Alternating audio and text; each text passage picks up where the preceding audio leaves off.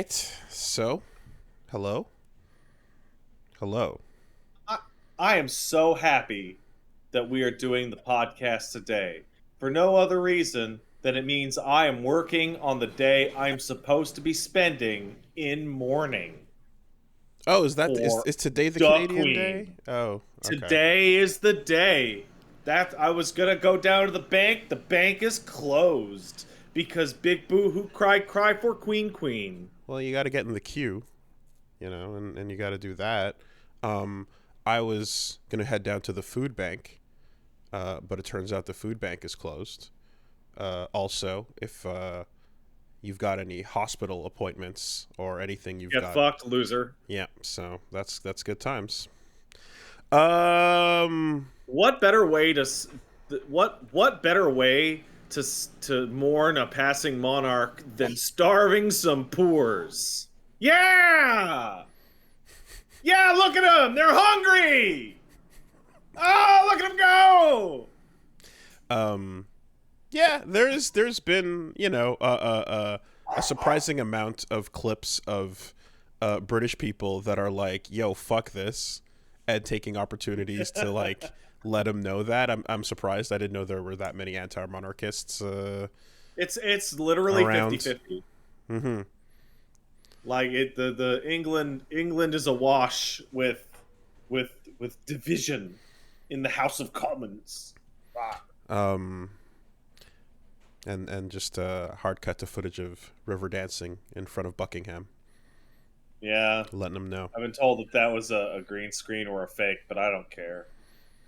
I want Um, them to tap dance on that old broad's lead coffin. Well, welcome to Castle Super Beast, your weekly roast of the video game industry. That's Oh yes, good week, Wooly. We found out Ken's not divorced. He's escaping the law. he's on the run from some allegations, whatever they might be. We'll find out in the future.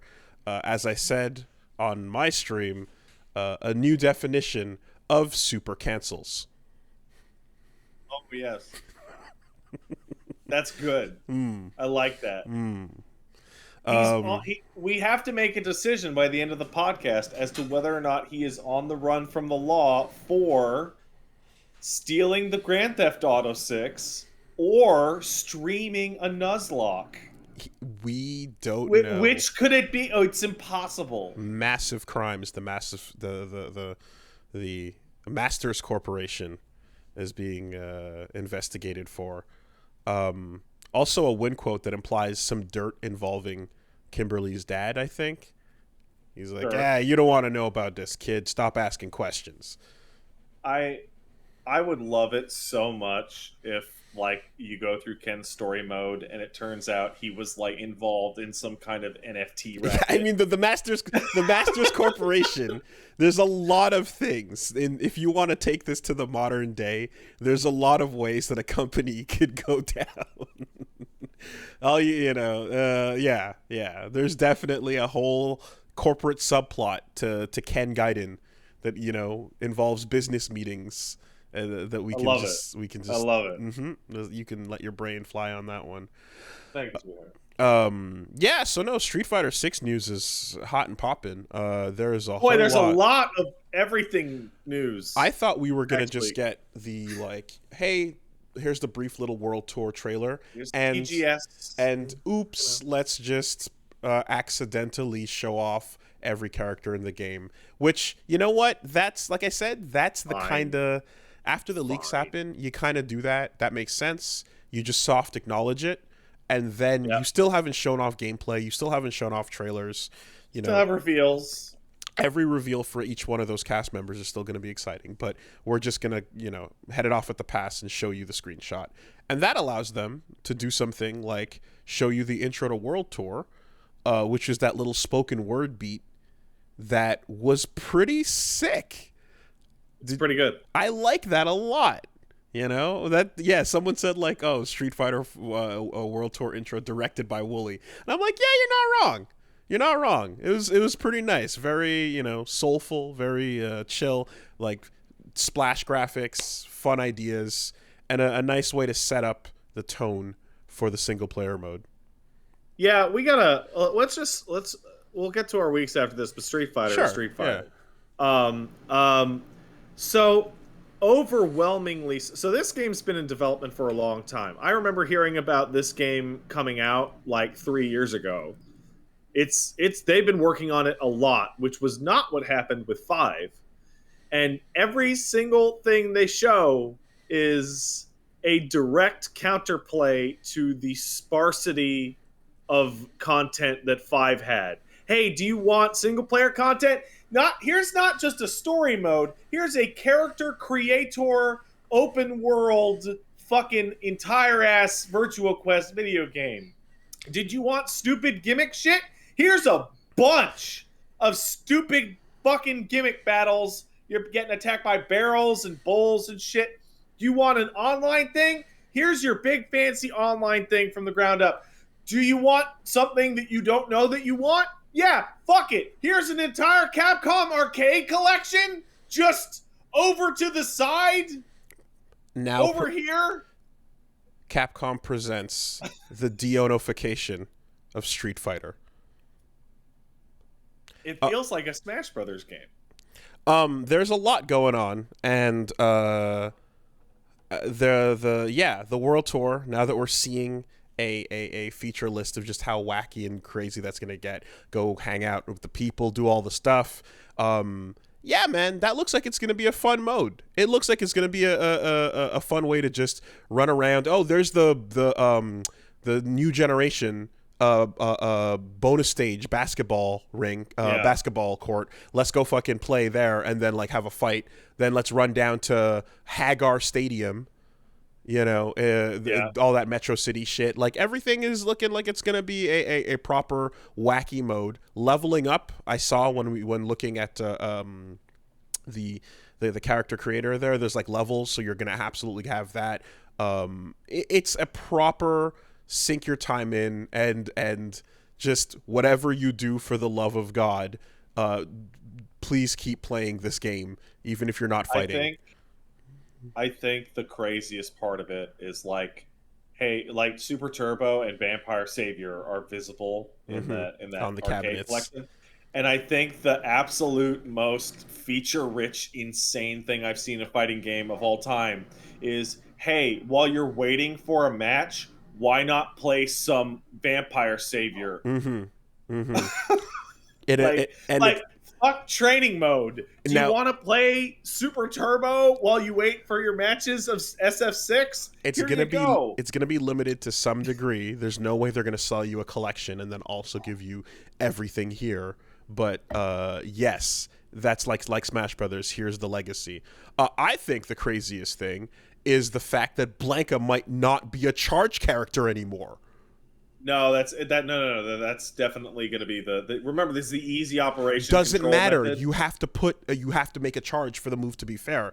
So Blanka has had easy operation inputs before in recent games. Like for example, when you go back and you play the current Legacy Collection with like VSAV and ST on it, if you do the shortcut inputs for Blanka, it automatically makes you store a charge. So you can't have a charge character do a walking forward sonic boom. It breaks the game. It's not meant for them to be that way unless you balance them around it. When you're seeing him in neutral, you see him go from standing still to a straightforward ball, and then you see him going from the toy cross up to a hop into a rainbow roll.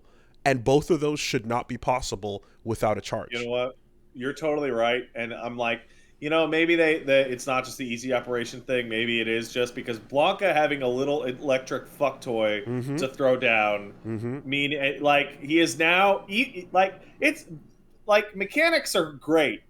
If Blanka changed not at all, literally nothing at all from 5, except for the fact that he can throw his little electric toy on the fucking screen, that character goes from a traditional charge character to a completely nonsensical setup, shenanigans, fucking cross-up, everyone has shown extreme concern about the fact that Blanka has a bunch of Blanka-chan toys, which he can set up now. Of course, it's a two-step process. One is throwing the toy out. Two is electrifying it, right? And you have to spend a resource to get any variation, because a normal electricity makes it walk forward slowly.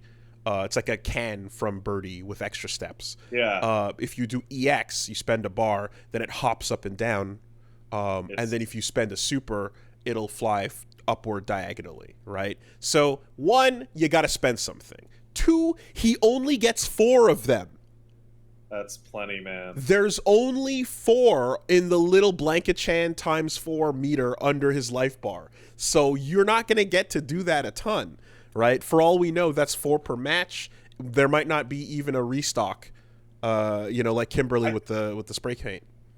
I think, by the way, that Blanka-chan becoming part of Blanka's character is maybe the best thing that Street Fighter has ever done in its entire history. Fantastic. Branding, right? He's been wearing some busted up pants for years. Okay, so he switched them for overalls. He shaved the sides. He became way more of a he's kind of got like a redneck vibe going on with the mullet. And when you check out the portrait on for him on StreetFighter.com, like the official one, I like the energy of just like that the kind of it's Shinkiro's Blanka art, right? He's got that semi-dignified face while still being wild. But the whole thing is that, 1, gameplay-wise, he's got this limited setup thing. So yes, if you see the footage of him, he grabs the Blanka toy, it bounces on the ground, and then you can send it forward while you cross them up, right? He also seems like he doesn't charge, so he just does a straightforward Blanka ball. And now he has a jump back, aerial, downwards, dive kick Blanka ball, which is crazy shit, right? Come on, stop. Now, what's the deal? Why would he be this crazy? Well, here's what I think. You know what no footage has shown at all whatsoever?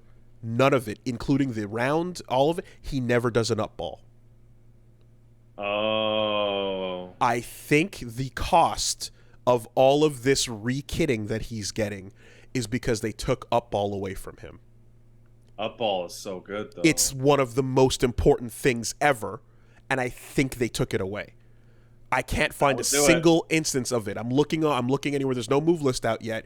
There's 3 clips. There's the World Tour clip. There's the extended little, like, here's what we did to him, and then there's the matches they played. And none of those 3. You, by the way, who don't know what an up ball is, it is a body projectile that goes in the upper right or upper left corner of the screen. It's like a Shoryuken, but for Blanka. Yes, so up ball is it's Blanka's Shoryuken move. It's charge down for 2 seconds, up and kick, and he'll do a ball that like flies upwards and knocks you out of the air, and it became his most important move. It's super good. It's a reversal. Any game it's in, it's crazy fast. Yes. So I haven't seen any footage of it. Therefore, I suspect that they took that away in order to give him this down aerial dive kick ball and also make him a non-charge character. I suspect that's what we're getting.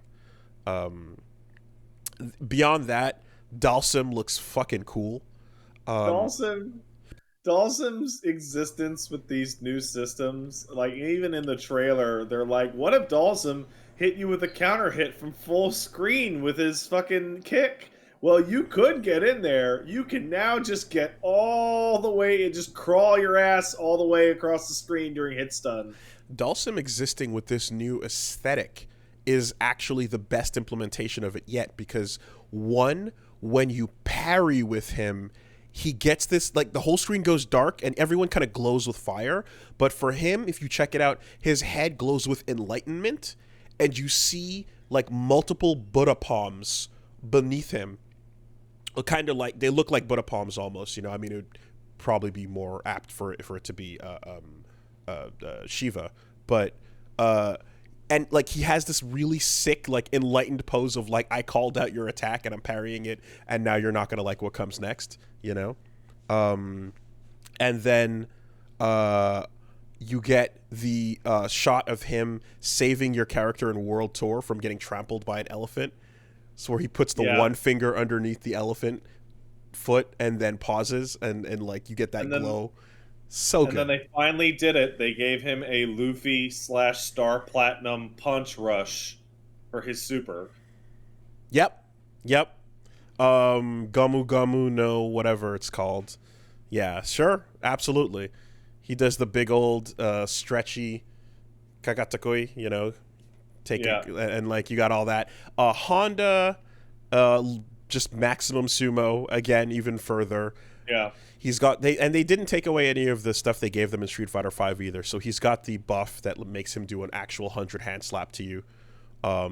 He's got a launcher, he's got the salt. All that shit is there. So yeah, like everyone is kind of, and like with Dalsim as well, they gave him everything. So they gave him in Street Fighter 5, Dalsim changed drastically to become a character that like could do more in the air, but they took away his headbutt drills, the Yoga Mummy, and they took away his ability to do a straightforward Yoga Fire unless it was an EX Fireball.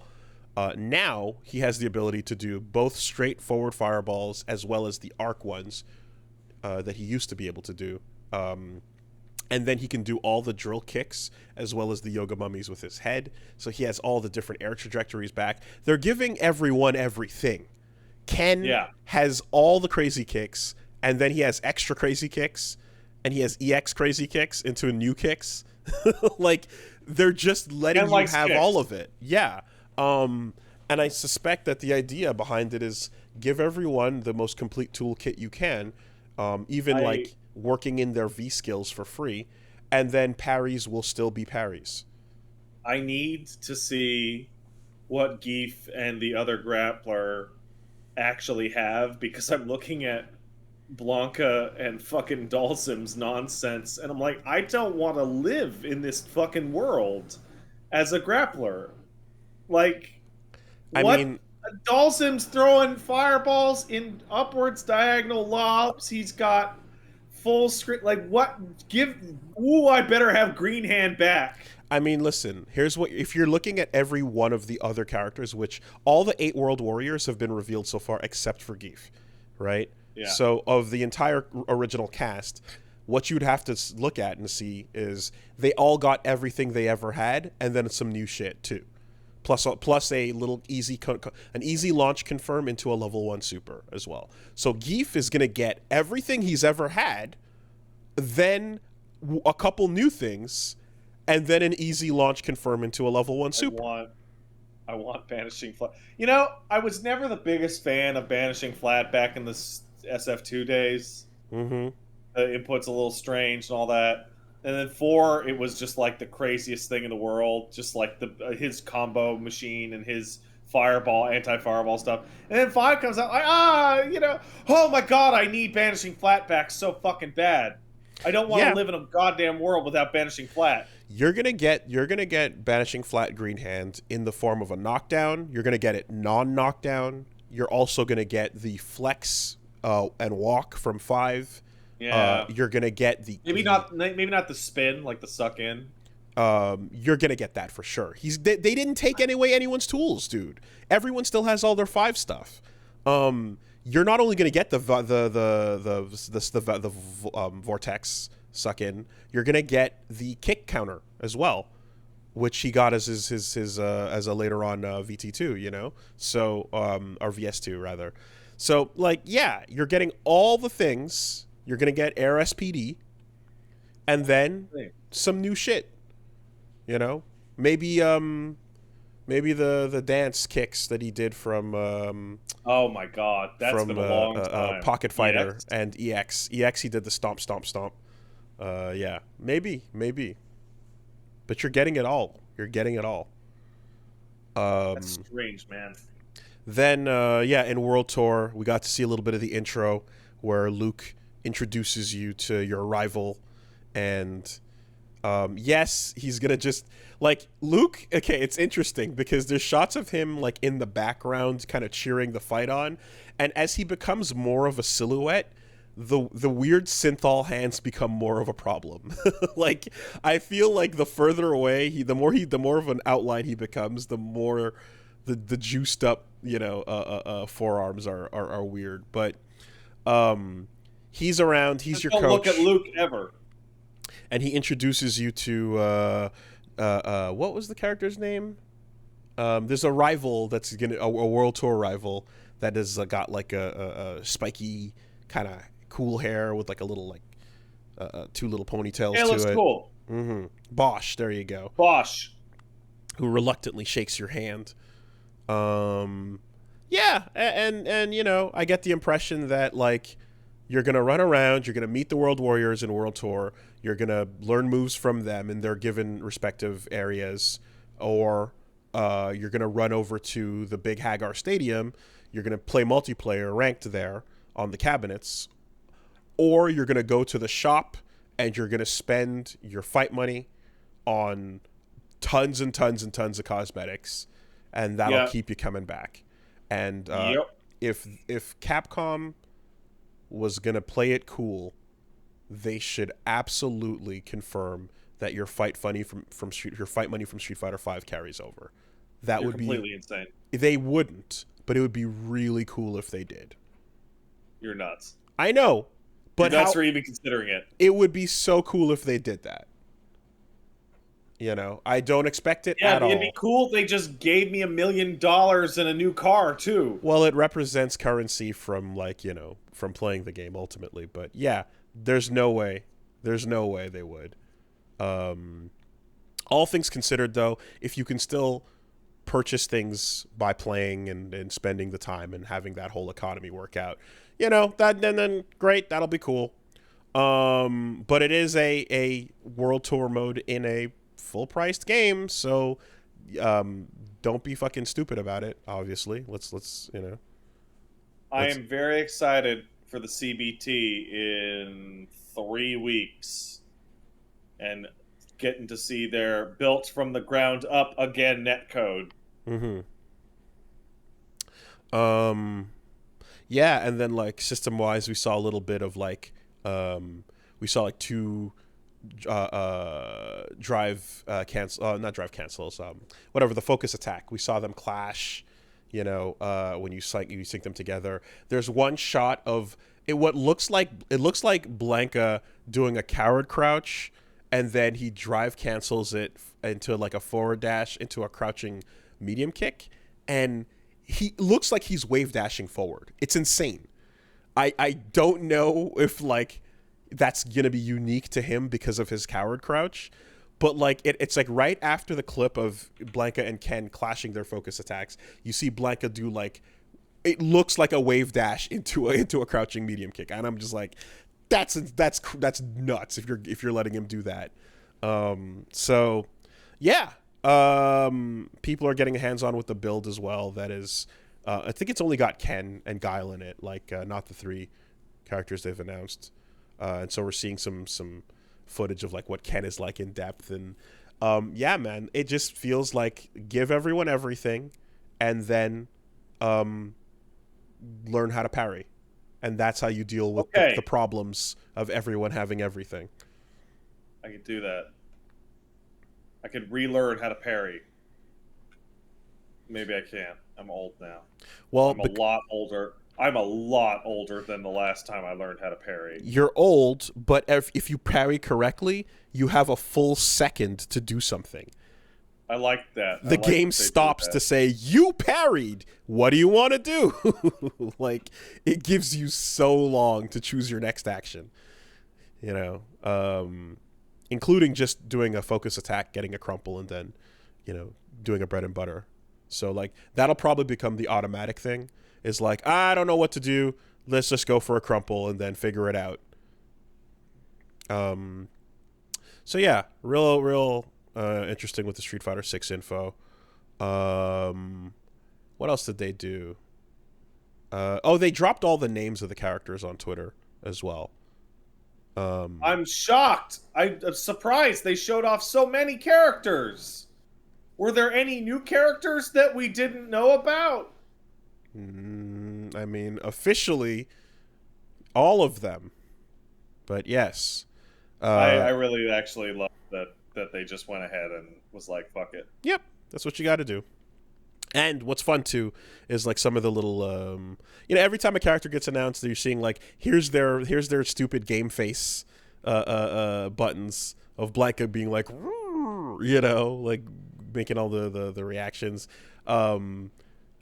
Jury staring you down before the fight. And what just came out now, which is hilarious, is Jury has a win pose for round 1 or so, where she goes ha ha ha ha ha ha, and then I saw. Yatta! And then just starts laughing to herself like. I love it. Stupid Jury's Chun-Li. the shitbaggest. Yeah, it's weird because Jury is more Go than Go because Virtua Fighter characters are not allowed to have personalities. But it's not just her. Don't forget Luke and Hadouken. Yeah. You know, so it seems Yeah, like you throw fireballs, old man. That's cool. It is cool, Luke. new characters shitting on the old is the order of the day. Hadouken. It's a cool thing to do. I would like official acknowledgement of all the things that your cousin used to call Street Fighter moves over the years. Everything ranging from all Yukin to Madukin to tight Tarukin. tight Tarukin. That's in my house. That's what it was. It was Madukin, all Yukin, and tight Tarukin. Hey, Wooly, are you familiar with the what's it called? The Hori EX stick that's for the Hori fighting stick for PS5? Which one? What color is it? Hori fighting stick alpha. It's blue. I think so. Let me see. I'm just sitting around going like, I don't have any fucking PS5 sticks, and I don't want to have to fucking run through any nonsense when that CBT comes out. The white combo. I bought 2 of them. They're good. Oh, do those do PS5? Yep. PS4, PS5. Oh, fuck. We're going to get a white Canva. 8ARC still selling them? They should. Yep, those are solid. I also want to get a hitbox just for fun, just to get used to it. I might actually think about trying to get a hitbox. Yeah. Because I saw that video that people were retweeting about Guile doing his super in a single frame. Oh, yes, exactly. And I was like, ooh, that looks fun to do. So that's the thing is, like, I mean, besides being easy on the wrist, like that, okay, I talked about the antagonist here before, right? You did not talk about the antagonist, and somebody asked me to ask you about the antagonist. Okay. So The white Hondas do PS5? This thing says only PS4. The box says PS4, PS5 on it, and I've been using it for the PS5. You talking about the Pearl or something else? Let me just confirm. Canva. Canva Pearl. No, I think it's the Obsidian. I think it's the Obsidian, actually. Oh yeah. Hold on. Let me just went over. Oh, the Pearl. What? Oh. Yes. Yeah. No, that's the stick. Okay. I guess 8ARC just has not updated their shit yet. I've been using that for our for PS5 stuff. Canva Pearl. It's a good stick. So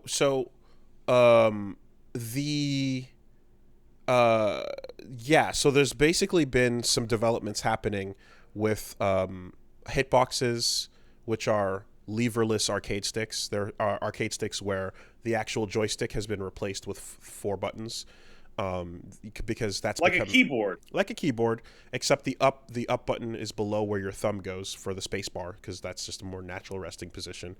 That's become a bit more of a standard thing, and people are using them more and more because 1, less stress on the wrist, and 2, inputs are actually a little bit quicker, right? So to make this as understandable as possible, I'm gonna say, if you think about charging a sonic boom in like Street Fighter 2, you hold the joystick all the way at the back, and then you have to bring it to forward, right? And the process of going from back to forward with your wrist, there's a neutral involved, so you go from the back to up, which is neutral, then forward, and then you press punch and you do a sonic boom.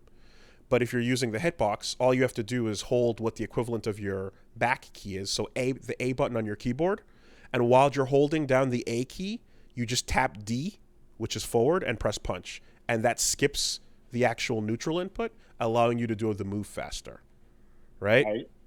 So people who have learned how to play that way are doing things that people on a regular joystick can't do, and it's a slight advantage at the highest level. Anything before that, anything that's more like, beginner, intermediate, it doesn't make as much a difference for you. It's really just a matter of preference. You can play on pad and be comfortable and fine. A lot of people on pads are beasts, but it's particularly at the at that level. There's a slight improvement on your speed getting that move out, because you don't have to manually get to neutral essentially. There's been different ways of trying to compensate, and one of the things they managed to do is they have a joystick where there's direction buttons on the stick as well. So if you wanted to switch between the two, you could, to try and get if you're playing normally, most of the time you're fine, but for doing a charge move like that, you want to get it out faster, you can switch to that button. So Hitbox put out a stick that has all those extra trimmings and stuff, and it looks crazy when you look at it, because it's a stick with 4 extra buttons on it, and then a joystick on top of that, and you're like, what the fuck am I looking at? Hitboxes look silly as fuck just to start, and then on top of that, extra buttons on top of them for extra directions are just, the thing looks hilarious. Mm-hmm. So it ends up being similar to the discussion of playing using a keyboard versus playing using a controller or something to that effect, where it's keyboard is going to have certain advantages that a controller won't, and vice versa, and depends on what the game is, how much those advantages will matter, if there were, for example, something requiring analog input, then a button might come in handy for that. That's an analog button, if the game cared about that, versus a keyboard that cannot really do analog. It would have to throttle it somehow, But anyway, so fast forward, there's a company that came up with something called the antagonist, right? And so what that is it's, if you're holding it's an extra button you install, so you put it on your joystick, and whatever direction you're holding, it hits the opposite of that when you tap it contextually. Okay. So if you're holding back and you tap the button, it'll become a forward input. Or if you're holding down and you tap the button, it'll become an up input. And what that does is it makes... Oh, I'm looking at it. Yeah. Oh, it's gross. And so what the point of that is to just make it so that you can do exactly what the hitbox players can do. However, it doesn't do the exact diagonals. It only does up and forward, as in W and D on the keyboard. It's not going to do W and D together, because the hitbox doesn't do that, right? So it's restricted to the cardinal direction opposite of what you're holding. So in function, what you end up with is not anything better or advanced or necessarily there's no double input occurring. It's giving you exactly what hitbox players get to do, right? That is cool. It's smart, and it's the type of idea that when they came up with it, it's okay, if stick players wanted to get to that level and have this be there as I can now use sonic booms at the same speed, type of thing.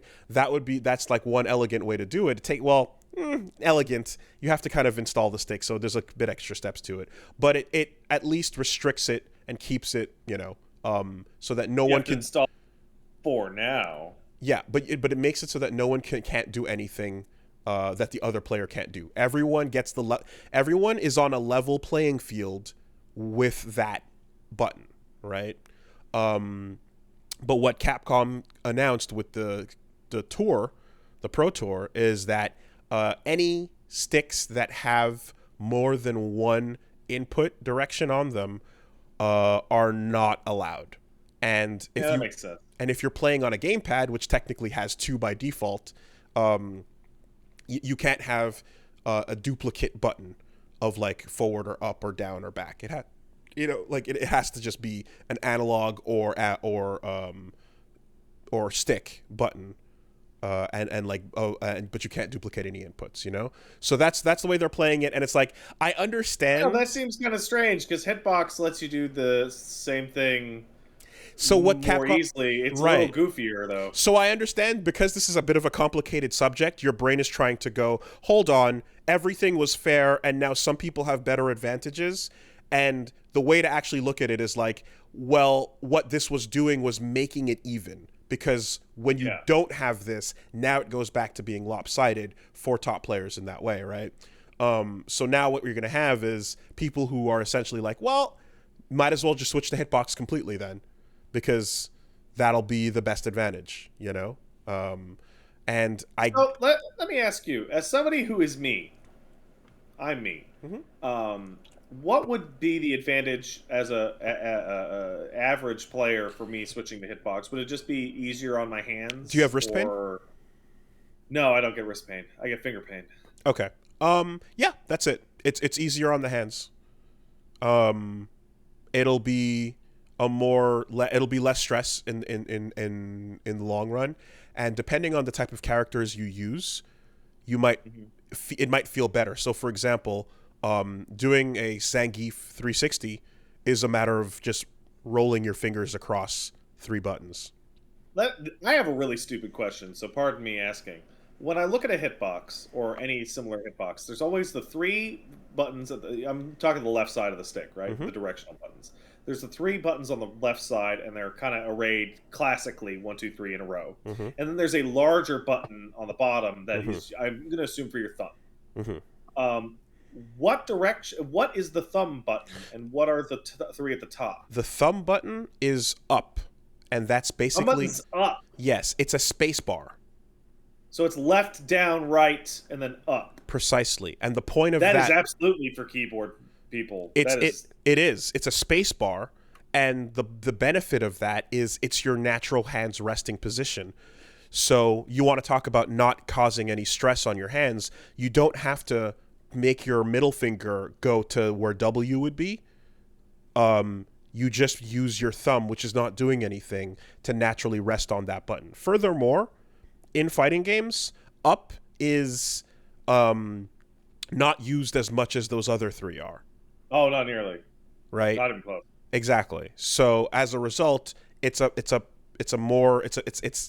resting where your thumb is. You're very deliberate when you want to press it, and what ends up happening is if you want to do a spinning pile driver, you simply roll from ASD spacebar, and then that's a 360. Yeah, I see it. And the button, obviously. Yep, and then the button. That's it. So it's... Wait, does that mean for a 720 I would just hide it in another input and just hit ASD space ASD and I'm done? Yes. No, hold A and go... Hold A and go SD space SD space. Hold it. Oh, because... Oh, that's strange. Because this is what happens is whatever button you're holding, you press another button, and you're holding A, and then you press S, your character is now crouching, and then you let go of S, and they go back to walking backwards. Man, do I have it in me to learn a new input again? You don't have to. Like, I know, but it's cool. It is cool. And it's been, and honestly, I've like watched how, for example, my friend Pedro, who's like a programmer and like he types all day and he plays piano and like he plays anime games and like playing at like high level accent core and shit was like busting his wrists up. BlazBlue was busting his wrists up, and like you have to take a look at some characters are way more brutal than others on inputs. I really can't stress how much Nagaryuki is explosive on your wrists, because like all of his cancels, all of his dashes, all of his combos involve you rolling like 5, 6, 7 quarter circles out really quickly, back to back, and you're doing a lot more of that than you usually would with any other character. So what that ends up doing is he was having wrist pain, and by switching to a hitbox, he managed to let his wrists heal over time. Because the doctors were essentially like, hey, dude, like the more stress you put on this, the longer it's going to take to heal, you know? So for me, I don't know if it's the way I hold it or something. I've never had wrist pain ever for playing games. I once got horrible shoulder pain from fucking Assassin's Creed games from holding the trigger down for like hours and hours and hours. The parkour button. Fucking Assassin's Creed 4 Black Flag gave me a minor case of frozen shoulder because of the amount of time I had to hold the trigger, and I was holding it too hard as well. I've gotten, I feel like, so I'm using my arcade stick less out of laziness and noise, right? Simply because I don't want to, like, wake Punch Mom up with like large loud clicking and shit at night. Clickety clacks. I've been switching over to pad more often, so I play about 50-50 now on pad versus stick, and like, that's been fine for me too. But yeah, any time you're playing an intense character and you're using a joystick with it, there is that concern of like, if you're starting to feel it in your wrists a little bit, don't push it, certainly. Yeah, I'm looking around. The only officially licensed stick for PS5 that currently exists is that Hori one, which makes sense, right? All the Canva ones are like, it works on PS5, but it's actually game per game. Well, it works on the system level on the PS5. So yeah, I know, but people were. I asked on Twitter while we were talking, and people are also saying that like certain arcade games do not actually work. Like Mr. Driller does not work with a Canva. Okay. For whatever reason. For what it's worth, though, so you've got it has a switch between PS4 and PC as well. So like you can also switch between those for your needs and give it a shot. I would probably just grab the Hori, and when hitboxes, because hitboxes don't. They're not officially supported by PS5 either yet. Maybe I'll grab a hitbox when they are. What's the deal with hitbox? Is that an official? Is that like a real company, or it's a real company, but it's not in their garage? It's a real company, but it's not an official stick in the same way that Kanba is not an official company, but or rather an official stick rather. But Kanba also used to. That's why they were able to make 360 PS hybrid sticks, where the original Canvas were like literally both for 360 Xbox and PlayStation. With the hitboxes, though, you're gonna have a hard time finding them because they sell out really quickly. So I'm looking for one too as well. But for me, it's mainly just like it's like a curiosity. I want to just get used to. Yeah, same here. I did get sent a mix box some time ago to investigate, and that's essentially it's like a hitbox, except it's literally WASD on the keyboard transplanted onto the stick. Talking about that. That seems like a sick thing for freaks. Yeah, that's out there because there's a bunch of freaks who like were born and raised playing fighting games on keyboards, actually. Like, only via emulator, only via Fightcade. There's never been a controller or a stick in their house, and they learned in the ways of the laptop on Mugen, and now they're going to tournaments, and that's their stick of choice. It's wild. But yeah, ultimately though, what's nice, I'm happy to report is that like I've got that Fight Sticks 101 video. It's still relevant, but in general, it's going to come down to the parts. But at the end of the day, it's becoming much more of an option. The feeling of whether you need one, whether it's mandatory, what to do. It's like it's entirely up to your preference. It feels cool. I enjoy it. I like the feeling of a stick, but it's absolutely not a mandatory thing anymore. And in some cases, like some games like Dragon Ball, for example, Dragon Ball feels like it's designed with a controller in mind. Oh, absolutely. Mortal Kombat. The pad layout on that game is a little strange, actually. Sorry, the stick layout. The stick layout, yeah. Things are way over to the side. Anything that involves you pressing like hard punch and special together, which is like thumb-wise, that's apart from each other, but on the stick, they're just two triggers. And then Mortal Kombat as well, where like X-rays are meant to be L2 and R2. Like it's... Oh, Mortal Kombat's always been for pad. Well, minus the arcade machine with the block button in the middle of your... Even the arcades were for pad. So, yeah, you got to have an extra finger coming out of the middle of your palm, you know. And there was an old Guilty Gear XX machine that had like a weird placement for the dust button that was just like up to the right. That was just like, that's... Fuck that. Why would you do that? Yeah. But in any case, that shit's cool. You can look into it if you like, but it's all the same now, you know. And yeah, Street Fighter 6. I want that Blanka move list. I need to know if he can get back dolls, and I need to know if he's a charge character. You may or may not find out soon. Depends who's in that test. Yeah. So there's some other stuff in other companies, but I mean, might as well go into the weeks. So what's happening on your side? The only thing of note that's new this week is I played Metal Hellsinger. I got a code for Metal Hellsinger, so that makes this technically hashtag sponsored because I got the game for free. Yo, Metal Hellsinger's fucking incredible. It's Tony Hawk, but heavy metal, but you also shoot a gun. That's it. That's the game. That's what the game is. It's great. Did you play BPM or the other one that's not BPM? I played BPM, and I think I did not get very far in BPM because I fucking couldn't stand the fact that the game, it looks like it's on an old monitor, all yellow, and has one color. It's like a single fucking like I can't stand it. Yeah, Metal Hellsinger's fucking great. Like, the weapons feel good, the music is fantastic, the mechanics associated with you keeping your score up are great. It has a bunch of extra levels for challenges and perks and whatnot. It's great.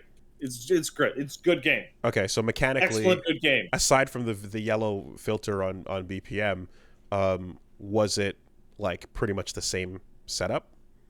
I don't remember enough about, like, when I say I bounced off BPM, I mean within like 4 minutes. Okay. I was like, ew, gross, not playing this. Okay. Delete. Well, because mechanically BPM was fucking cool, and the shot to the rhythm beat aspect of it was it was dope. It worked out quite well in a Necrodancer kind of way, where like instead of like learning to move and dance on and attack on the rhythm, you had to learn to like reload and shoot on the rhythm, you know. And I saw that Metal Hellsinger kind of had that vibe to it from the trailer. Yeah, you're shooting on the beat, you are reloading on the beat, you're dashing on the beat. Okay, so it's doing Doom style executions on the beat. Yeah, it's great. It's great. Good game. Excellent game. Highly good game. That is all I have to say. Aside from that, I didn't really do anything that interesting this week. Beat Prey. Prey's still great. Beat Witcher 1. Witcher 1 has a great goddamn ending. What a fucked up game for weirdos. That's it. Okay. Starting Batman this week. Tune in fucking tomorrow night for Batman. You got a music solution? To what? To the fucking claims? Yeah, I will dispute them, and if they don't fucking dispute, I'll just go, okay. Yeah. Enjoy your ad money on this fucking YouTube archive upload, freak. Fair enough. Okay. The solution is fuck it. I'm so fucking tired of fighting with YouTube's claim system. You always lose, or you ruin the fucking thing. It sucks. It's annoying, and it's like at this, like, depending on how big the company is, like it's like WB claiming Batman music. Hopefully when you dispute it, they're just going to be like, I don't know, a robot did that, who cares, and then just not fight back, you know. Hopefully. Yeah. That's not been my experience. My experience is I dispute it, and then within 1 second they go, no, no dispute, wrong, run ads on video, enjoy. And I go, great, I'm glad I used this automated system with no humans. Excellent. Yes. We are a shitty fucking punk band, and we totally invented the music from Paper Mario. Yes, we own It's this. us. Yeah, no. I'm a Russian ASMR company, and I invented the sound of leaves. Yeah. Great. It's good. Okay. So, what's the schedule for that? Oh, if you want to go down, I got Batman Tuesday and Saturday, doing react shit on Friday, and on Thursday I'm going back to Live Alive. And you can check that shit out at twitch.tv/PatStaresAt.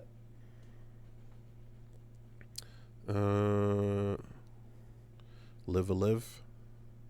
Live a live, yes. Cool. Okay.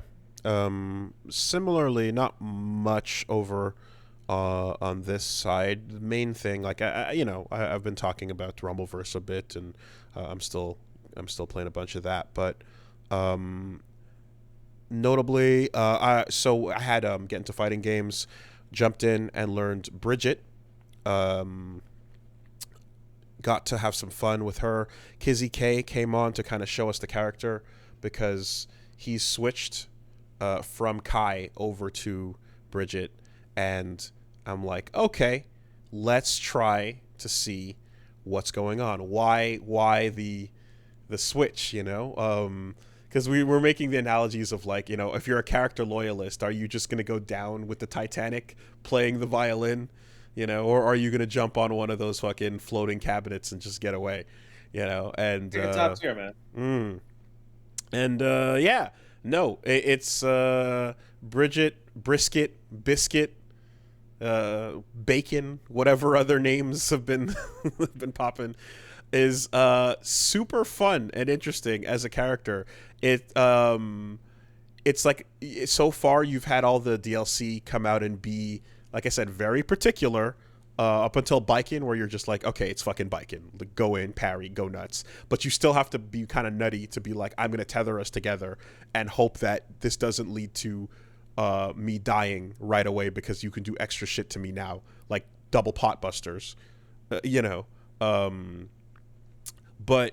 in terms of the moves and the toolkit that she's got, you're able to really float and be anywhere on weird angles using the yo-yo, and then the yo-yo like location fucking return setups that she's got.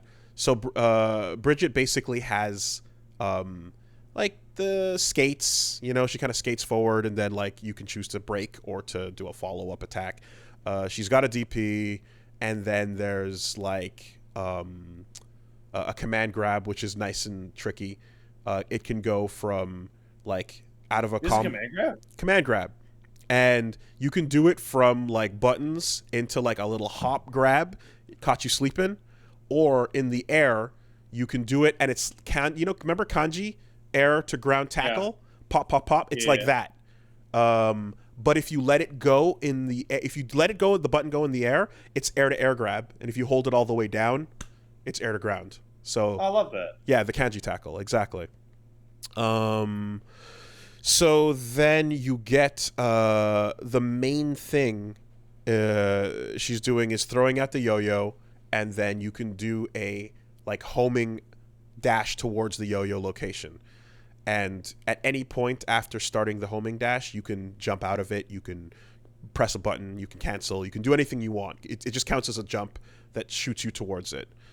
And that allows you to do a bunch of weird trajectory shit that you can't do normally, because fighting games tend to have a fixed sort of, you can jump up, jump back, jump forward, and then like you can super jump. And Guilty Gear lets you play with that by air dashing and RCing, Roman canceling and stuff. But Bridget, more than any other character, gets like just aerial freedom to like fly at you and do dirty shit. So that adds a lot of fun, and I can see how like just having that freedom is like, ooh, that feels like she can do things other characters can't do, and you're like, okay, I like being able to move this way. The cost is that she's weak as fuck.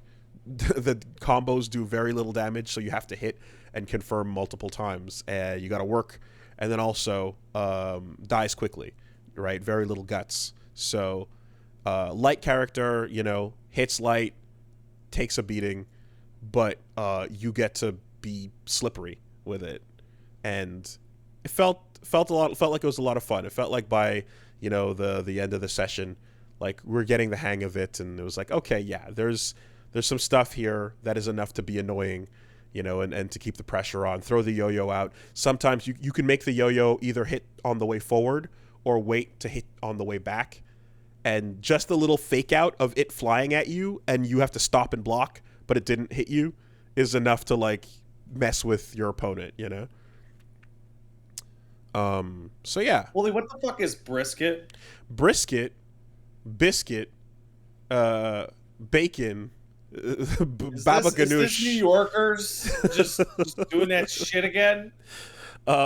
Every single word that starts with a B and ends with a T is now a name for Bridget. Bucket. Okay, I got it.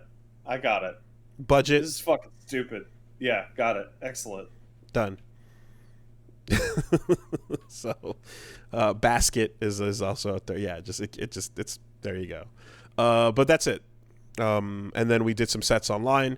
And yeah, had a really fun little first to 5 with Kizzy, and then Reggie played as well with that Milia, and Touch and Strive again. Just, you know, I'm like, yeah, man, still fun, still good, and they are being very nice to Nago Ryuki. You know, every time I come back, and it's like, oh yeah, Nago is still doing okay. They helped him out with the blood problem a couple patches ago, and everyone else is kind of still figuring out what to do. They got touched, you know, people got nerfed here and there, but Nago still, the patience pays off. It's the type of situation where this happens rarely in fighting games, but we've talked about it maybe at least once before. When you learned how to play Nago Ryuki when his blood was harder to control, it made you really good at being very restrictive and patient. And when they then improved that blood control, it just made you take the weighted clothing off, right? Because all that resilience and all that patience, you can't nerf the player, so that it just gives you extra gas because you've learned how to work under harsher conditions, which is super cool. I love that feeling. I'll wait until we're done with Guilty Gear, but that reminds me of something else that I would like to bring up. Go for it. Okay, so do you remember last week? This might be the most poorly timed thing I've ever talked about on the podcast. Remember last week I talked about 14, how some classes were so much worse than others that it was numerically impossible to clear the new content? I do remember. Within like 2 hours of the end of that podcast, they're like, we are taking the game down for maintenance, and we are going to nerf that encounter by like 1% of its overall health, because we are aware that some group compositions cannot clear it. But the fun part was the statement they put out was very politely worded and very careful, but essentially was, well, we have our balance team do it, and then we base the boss fight and the numbers around the balance team, and it looks like we overestimated the player population's ability to do damage or something like that. And the general consensus was the devs are going like, sorry, y'all are trash. Skill issue. Like, skill sorry, issue. Y'all are garbage. And then so that That was ongoing for like 5 days, and then they put out a way bigger statement that went into way more detail about the the way they design the fights and how they get the numbers.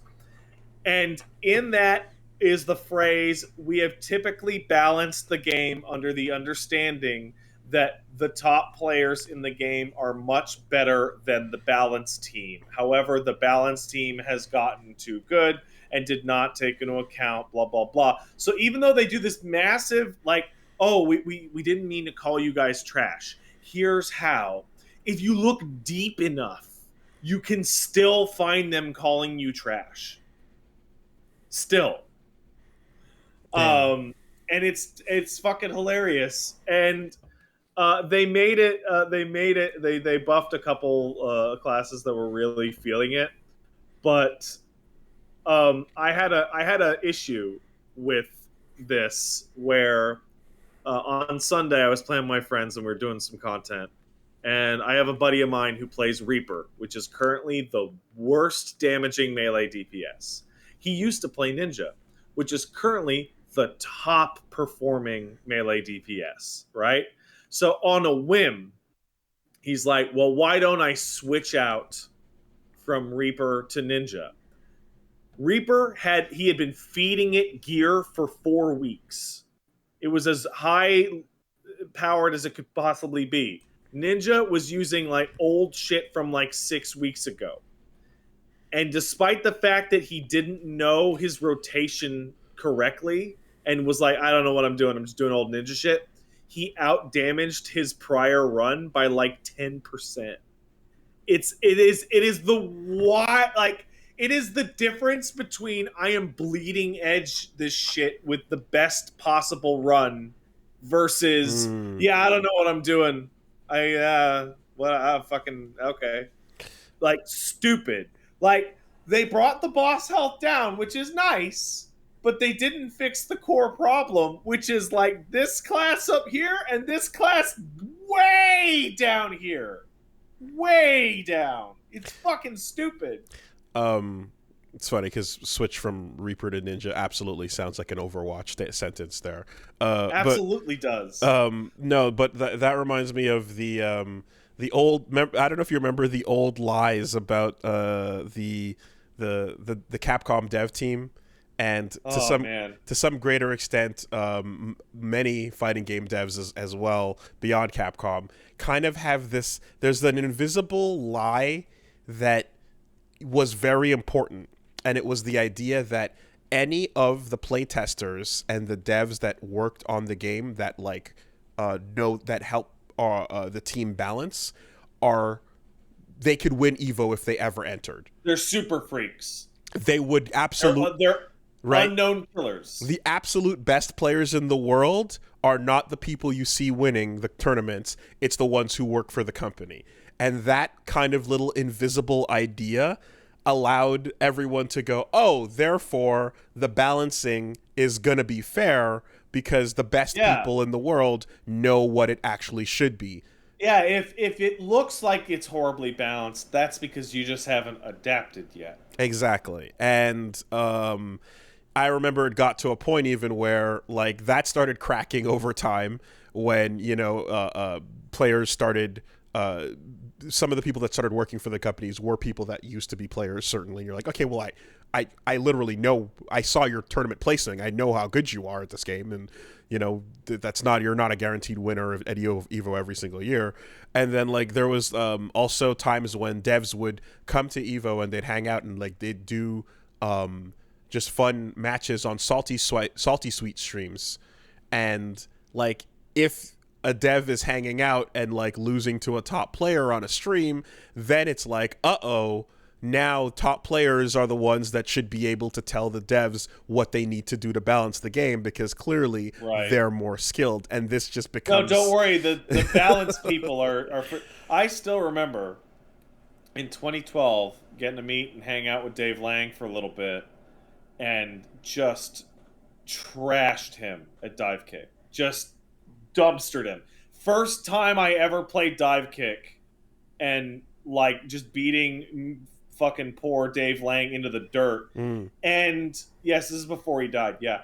And I remember like consistently going like, okay, man, you can start. Come on, you can stop taking it easy. Come on, let's have a match. And he's like, I am having a real match. Yes. This is real. I'm not messing with you. And I'm like, okay, let's leave the balancing to Keats. Yeah. Well, and the rest of them. You know, sometimes you sign the checks, but you don't exactly. Yeah. You know, that's what you're good at. So that came off angrier than it was. He was actually. It was more like, no, I am. Come on, no, that's a real. Come on. Mm-hmm. Skill issue, say the devs. Yeah, that's funny. Skill issue, say the devs, is always really, really, really fucking funny when you find out that no, it's dev issue.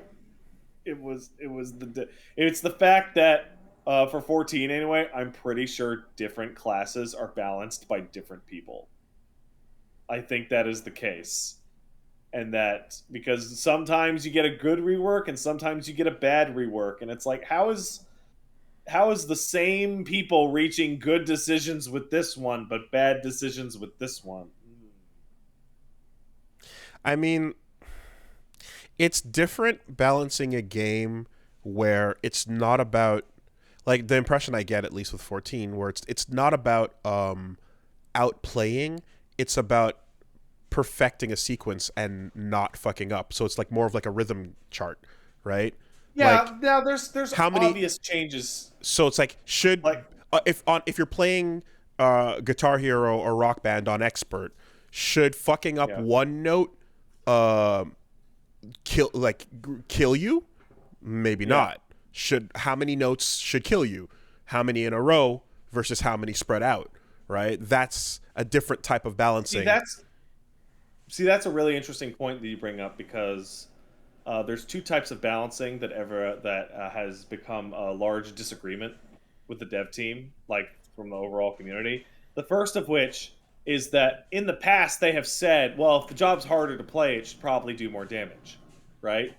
So 4 buttons per second should probably end up with a minor damage increase, because getting that uptime perfectly should be more difficult, right? The current reality is the easiest jobs right now are actually the strongest by like a huge margin. And the other is do you remember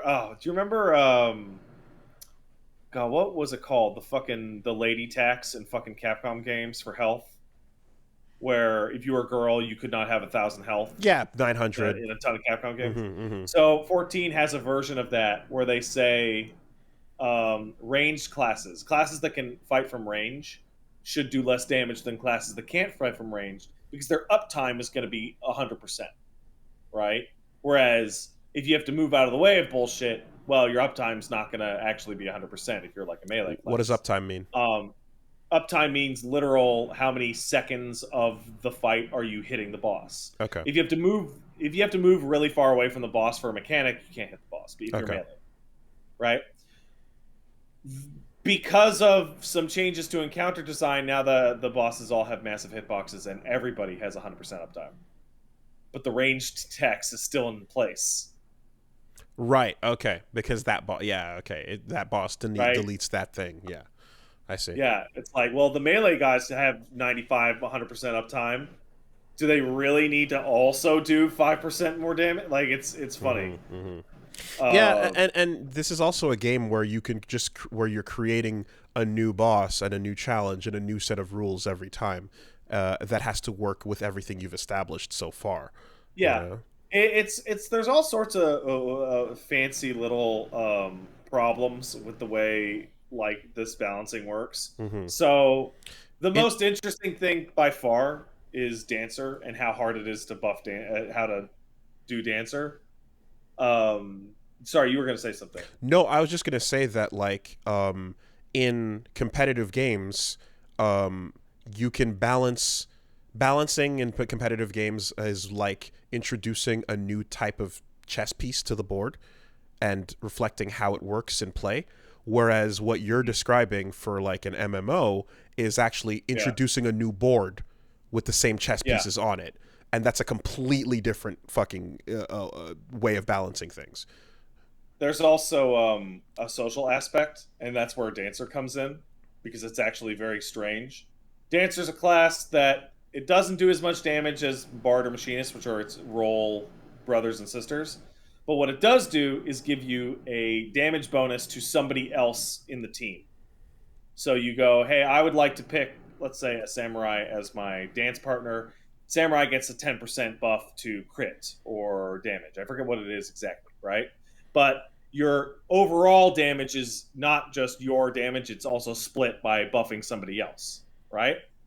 What happens is that under all equal optimal solutions, it would actually do the same amount of damage as, say, Machinist.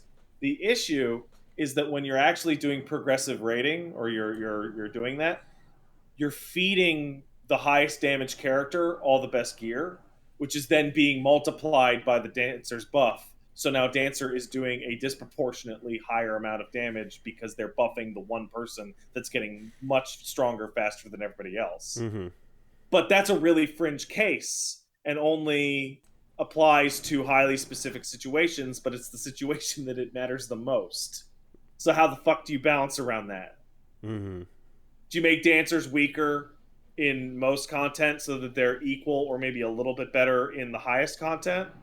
Or Mm-hmm. like, Mm-hmm.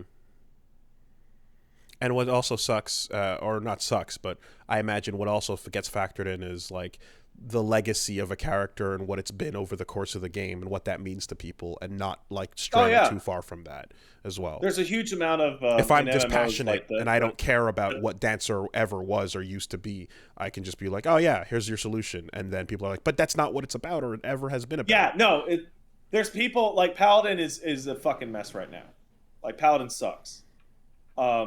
And people go, just switch to Dark Knight. And to many people who play Paladin, they go, but I don't want to fucking play Dark Knight. I want to fucking play Paladin. And it sucks because Paladin is worse now because they buffed other classes and not even its competitors.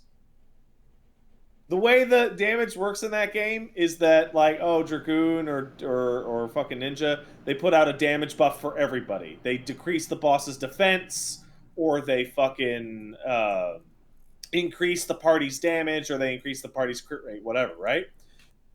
Over the past year, they've made it so that all of those buffs are on a 2-minute timer. So every 2 minutes, everybody pops their buffs and they all multiply on top of one another, right? Which means you want to get all your highest damage shit within a 20-second window every 2 minutes. The Paladin has its rotations spread out over 2 minutes and 5 seconds. It doesn't have the ability to dump all of its damage in 20-second window. It actually spreads it all out. So because everybody else got streamlined, all of a sudden Paladin is way worse. And because Dark Knight can dump every button it has in a 15-second window, just by mashing them all out, now it's way better. It's weird. It's silly. They're going to have to rework the whole class. And that means that people who like the way the thing plays now might not like the way it plays in 2 months. Mm-hmm.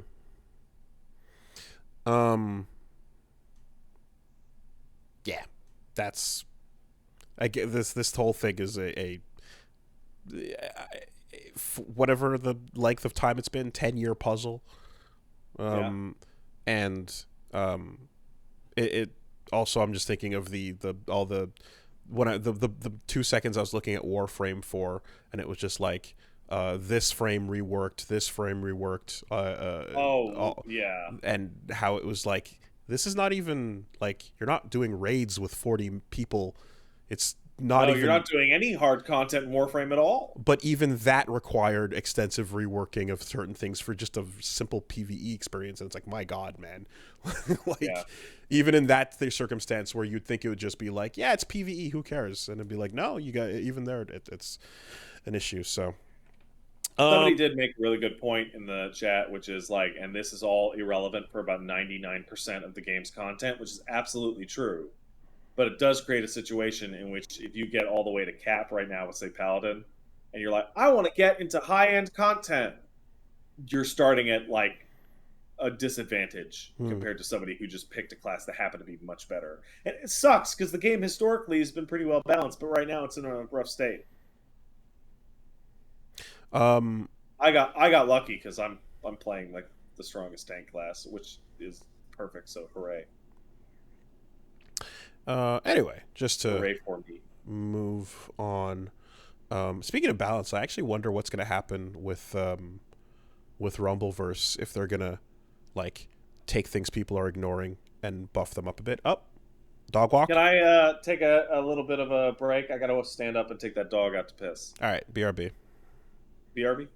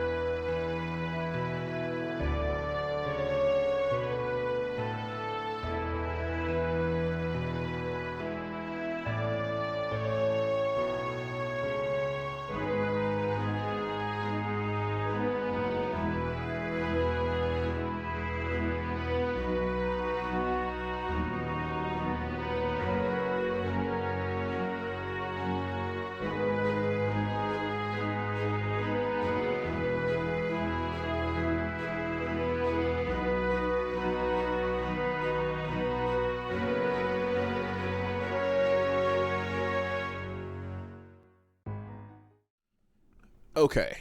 Yeah. So Uh, Actually, getting some news here. Apparently, Cyberpunk is hitting 85,000 concurrent players, which is the the highest number since its launch in January. Because of Trigger. Because of Edge Runners, which people are saying is pretty fucking sick. So I've been told that it is in fact sick. I'm glad the trailer promised sickness and then apparently delivered sickness. I haven't watched it yet, but can't wait to. Now that I'm hearing about that too as well. But like, yeah, it looks incredible. It looks exactly like what they're good at. So people are now jumping back into that game as a result, and Trigger gets to take the credit on that one. So with the fixes, nice to hear that it's a better experience. People always did say that, like, the story is pretty cool. It's just, when the bugs are there, it's a problem. And with the combat rework that's eventually going to come, that's nice to hear things might work out. I think I'm going to wait for that, though, if it's a massive overhaul in that regard. But I'm definitely going to come check that out at some point. Anyway, I was just going to say that the brisket bucket spectacular over on Getting to Fighting Games, should be coming out soon, where we touch the game for the first time in a while, learn how to play Bridget, and have a good time with it with Kizzy K. So stay tuned for that. And over on Mass Effect, picked up Thane, picked up Samara. Big Justice vibes on the ship. The one brain cell and the brain cell is screaming justice. Yes, question. I would like you to explain to me why your Shepard is pro-slavery.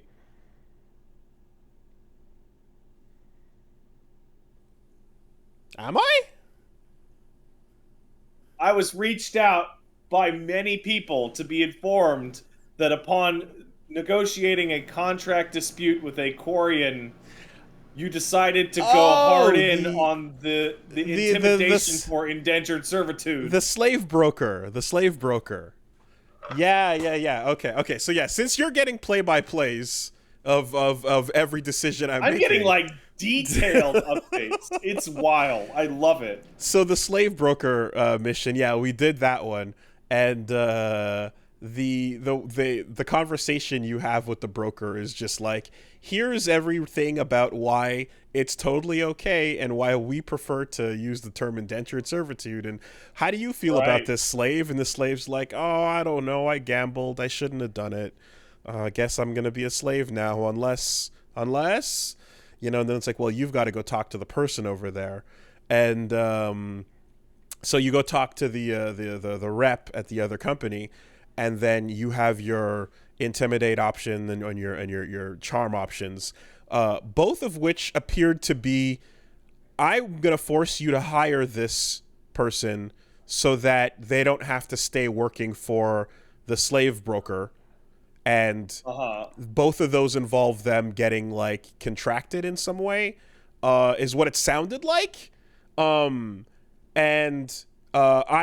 course, knowing that like I don't want to get fucked out of any options in the future, I'm also, I'm being pretty quick on the draw with the Renegade, because I want to make sure that I can, not be whatever. The thing about, hey, you got to commit to something, otherwise you get fucked in this game. I'm aware of that too.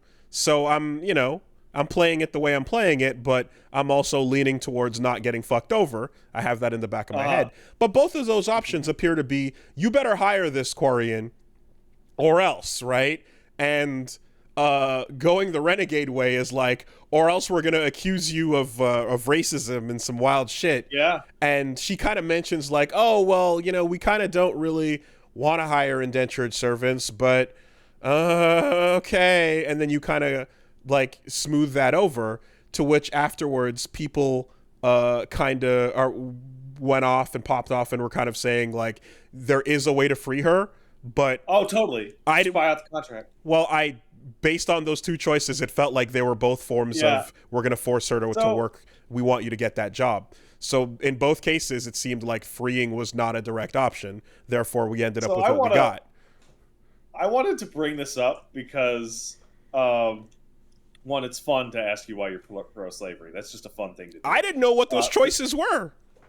The second thing is, man, this is like the biggest problem with the BioWare wheel. By far. Like, by far. Like, the scenario you just described is the problem. Because you're incentivized to go red or blue a lot. Mm-hmm. Maybe not all the time, but a lot. Mm-hmm. And then the thing that you get isn't enough to make the decision. Mm-hmm. In KOTOR, you had the whole line of dialogue, and it was pretty clear. Mm-hmm. So, in this case, it turns out that, like, if let's say from the jump, you're like, yo, this is fucked up, I'm gonna free this slave, right? You would want that to exist at step A, B, and C to push that direction of, like, this is what I think. But because you're going with the choices they give you, in that conversation with her, you're getting two forms of hire this slave. And then the actual free her step, it seems like, or at least my understanding is, it comes after convincing them to hire her, then you return to the original slave broker, and then you go, hey, fuck off, free her, right? It's like it's this behind massive choice system. It's hidden behind the step where you have to agree to the hiring to begin with. It's this massive choice system that actually always boils down to hold the analog stick in this direction for every single conversation. Right. Yeah. That being said, what I am disappointed is you didn't push that motherfucker out a window. Oh, that, yeah. Shame on you! Well, you know, sometimes the reactions will be slow. What can I say? It is what it is. You did do Thane's whole mission. You got Thane on the gang. Got Thane on the gang. That was cool. That means you encountered my favorite interaction in the whole series, which is Shepard. I thought you were dead. Do you not remember? Against the Asari girl? Yeah. Yeah. And he says, I got better. Just like, yes! Yeah. That's perfect! That's great! Mm-hmm. No, the way that's played out, like, there's been a couple that have been like, so it's like, RT prompt, and I'm like, is this going to be a murder button, or is it going to be an intimidate button?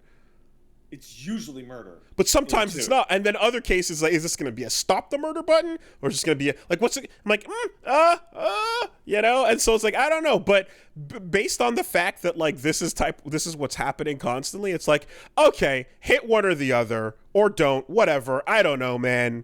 But it's just, we're bumble fucking through this thing, trying to guess what's going to happen. And in most cases, I don't know. In most cases, what I think is occurring is what I don't think is occurring.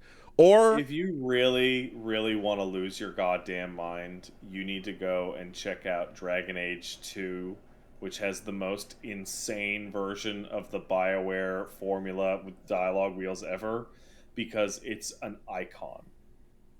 It's like, it's a funny face, or like a brain, or like a fist. Mm-hmm. And it, like, interpret this art. it's fucking crazy how little you get. So some of the weird shit too, and then again, this is there's stuff where I can't describe how strange it is to any of you who know the future. For me, who doesn't, how weird it is when you have a moment like Garrus's mission, where he's like, track down this fucker that betrayed me, and he got my team members killed, right? And you're like, ooh, yeah, fuck that guy. And then on the way, you find that drunk from the first game, and you're like, oh, that asshole, yeah, fuck you, right? Break his knee, whatever.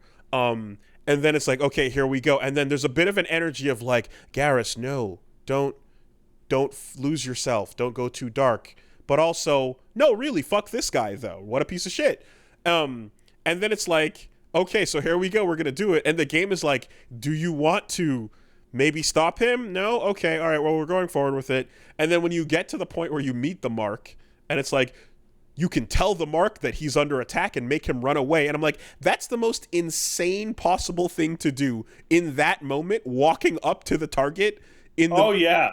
With no, and then the only thing is that, well, the fact that they keep maybe saying maybe you wanna maybe is like, there might be more to this, but you're just kind of like supposed to feel that out.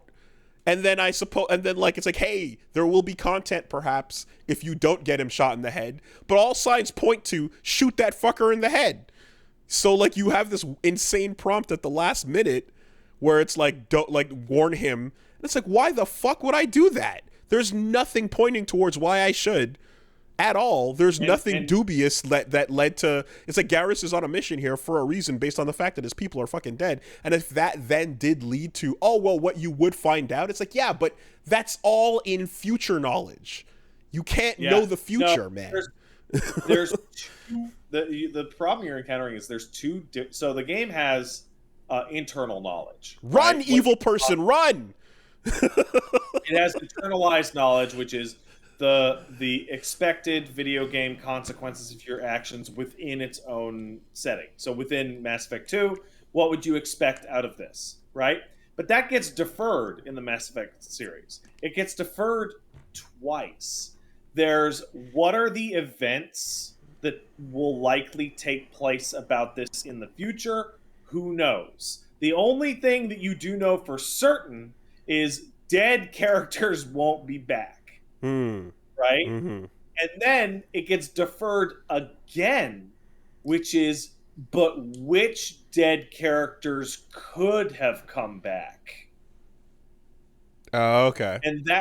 That's the reason why they do all the stats and so many people play Paragon in general. Because be the good guy, get the good ending. What random ass dude shows back up in 2 or 3 is a coin flip. Yeah. Some of them send you an email in Mass Effect 3 that is, look, I'm still alive. We're getting those in 2. Yes, we're getting those in 2. Email in 2. And then the other stuff where it's like, okay, did you meet this NPC? Then and you help them, then you're gonna see them hanging out here. Otherwise, dead silence, nothing, no content. You know. I ran into a variation of this, obviously minor because I had done through 1 and 2 a million times, but I ran into a variation of this when I was going through 2, in which I was doing choices the same way I'd always done them, only to get new pushback of no, don't. And I was like, why? Yeah. No, some stuff works out differently going an alternate path from the way you might have chosen. Like, you'd be surprised.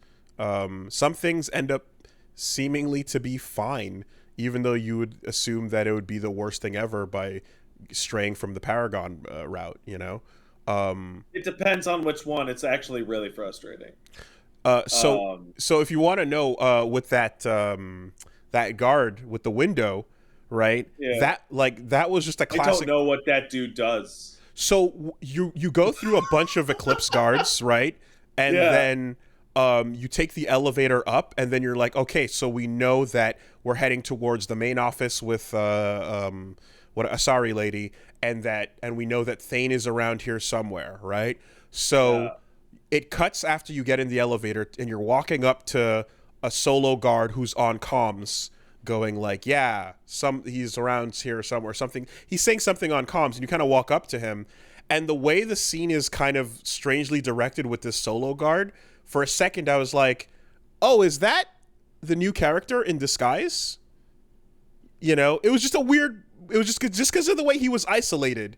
And you don't usually ever walk up to a normal person, You know, it was framed in this cutscene where I'm like, oh, is this cutscene introducing me to this guy and he's like in disguise or something like that, and that's how he's sneaking in? I don't know. Whatever. Anyway, it was just a half thought, and No, I then get it. yeah, and in that moment, it was. So what does that guy do? I don't know what he says ever, because every time I talk to him in every playthrough of that game, he turns around and go, nope, poof. Yeah. I think you just scare him into like running away, or you know, like tell me where the sure office is or some shit like that. Okay. Yeah. Anyway, God, and there was one other thing that happened in the next session where, you know, when you're walking around the world and like suddenly a highlight will pop up for like talk to somebody by staring at this location over the city or whatever. Right. So you can walk by and like kind of miss that for 2 seconds or so. And so I was walking by and I looked away from the screen because I periodically do a check of audio, chat, screen, stream quality. Is the thing still on? Everything okay? Yeah. Even broadcasting? So I did one of those little cycles and I missed when that popped up. And then it was like, blind, fucker, you missed it. I'm like, oh fuck, okay, I went back and did that. Yeah, no, and I was like, okay, blindness, yes. right. And I was like, okay, don't do the check too often, because you're gonna sometimes have moments like that in a game like this where it'll pop up and you'll have a half second confirm on that, and if you missed it, then you'll miss it, right? So then I was like, okay, and then keeping that in mind, walking forward, and then you go into the next mission. And then in the next mission, it was like, oh, if you take this character, you're gonna get extra dialogue with you for this, you know, so you should probably take this person. And I was like, I was just like, no, let me focus on the thing. Let me ignore that. That I dealt with in 3, and that started to become like wildly untenable, because it was like, take this character or this character or this character and this character, and then they all start fighting amongst themselves about which ones. Exactly. And then it's like, what's the extra dialogue? Is it a single line of dialogue? Yes, probably. It is. It turns out it's a single line of dialogue. Jack says that girl's pretty cool, and then that's it. You know, it's like, okay, well, yeah, the solution is to take Tara. The solution is just take Garrus and Tally with you on every single mission in every single game. That's the actual solution. Anyways, the reality of the situation is every time I decide to announce that I'm playing something that I know is very beloved and popular, I know this is going to happen. So it's just this expected part for the course, you know. But yeah, man, it's what I do like is the fact that despite the chaos and fear and like nostalgia going through people's minds about how bad things can go, it seems like in the end, for the most part, the game's like, guys, it's fine. No matter what, it's like, yeah, it's fine. I would agree with you 100% with one exception. Okay. There is one very, very massive exception to everything will be fine no matter how it goes. Okay. Luckily, it's the easiest part to redo if you're not happy with it. But then I guess the other thought about it is like, and this is being real, like this is a game that's beloved. It's pretty good so far. I very much can understand why. There's limitations to how much freedom you can have, yet it's beloved for the amount of freedom it offered over its contemporaries. Yeah. And now, what is remembered canonically in a lot of people's heads is the right decision made playthrough. But is that not the playthrough you've seen the most of watching other people up until now? Therefore, are you really hoping for the exact same one? The issue is basically the issue is with 3, right? The issue is always with 3, and the issue with 3 is that some decisions were chosen to get a massive proportion of new content compared to others, like stuff, right? So like, I'm not going to mention which, I'm not even going to imply, but there's a really massive Mass Effect 1 choice that feels like a gigantic big deal that is ignored, like laughably ignored. Okay. By the time you get to the third game, right? And you're like, really? I really thought that would be a big deal and that would represent a very different sequence of events, right? There are also comparatively relatively minor choices that end up whether or not characters stick around or their personal arcs or what missions they can go with you on in the third game. Yes, and yes. Now that the whole series is out, what's been discovered is like, well, all choices are not created equal. This choice, while cool, leads to a whole fucking thing not happening. There's one in particular, there's a choice in Mass Effect 2 that swaps an entire character storyline with a singular boss enemy that just has its name changed. That's all it does. It just literally changes it from like Revenant something to like to a person's name. Okay. And that's it. Okay. And then right? Yeah. Well, the series is a fucking mess. It's cool. Yeah. And you know, knowing that there's these weird moments of like, are both of these options, is that blue slavery and red slavery? Well, I'm taking those red slavery points. Yes. And it's like, yeah, well, I guess I'm taking those red slavery points because I could use them. You know?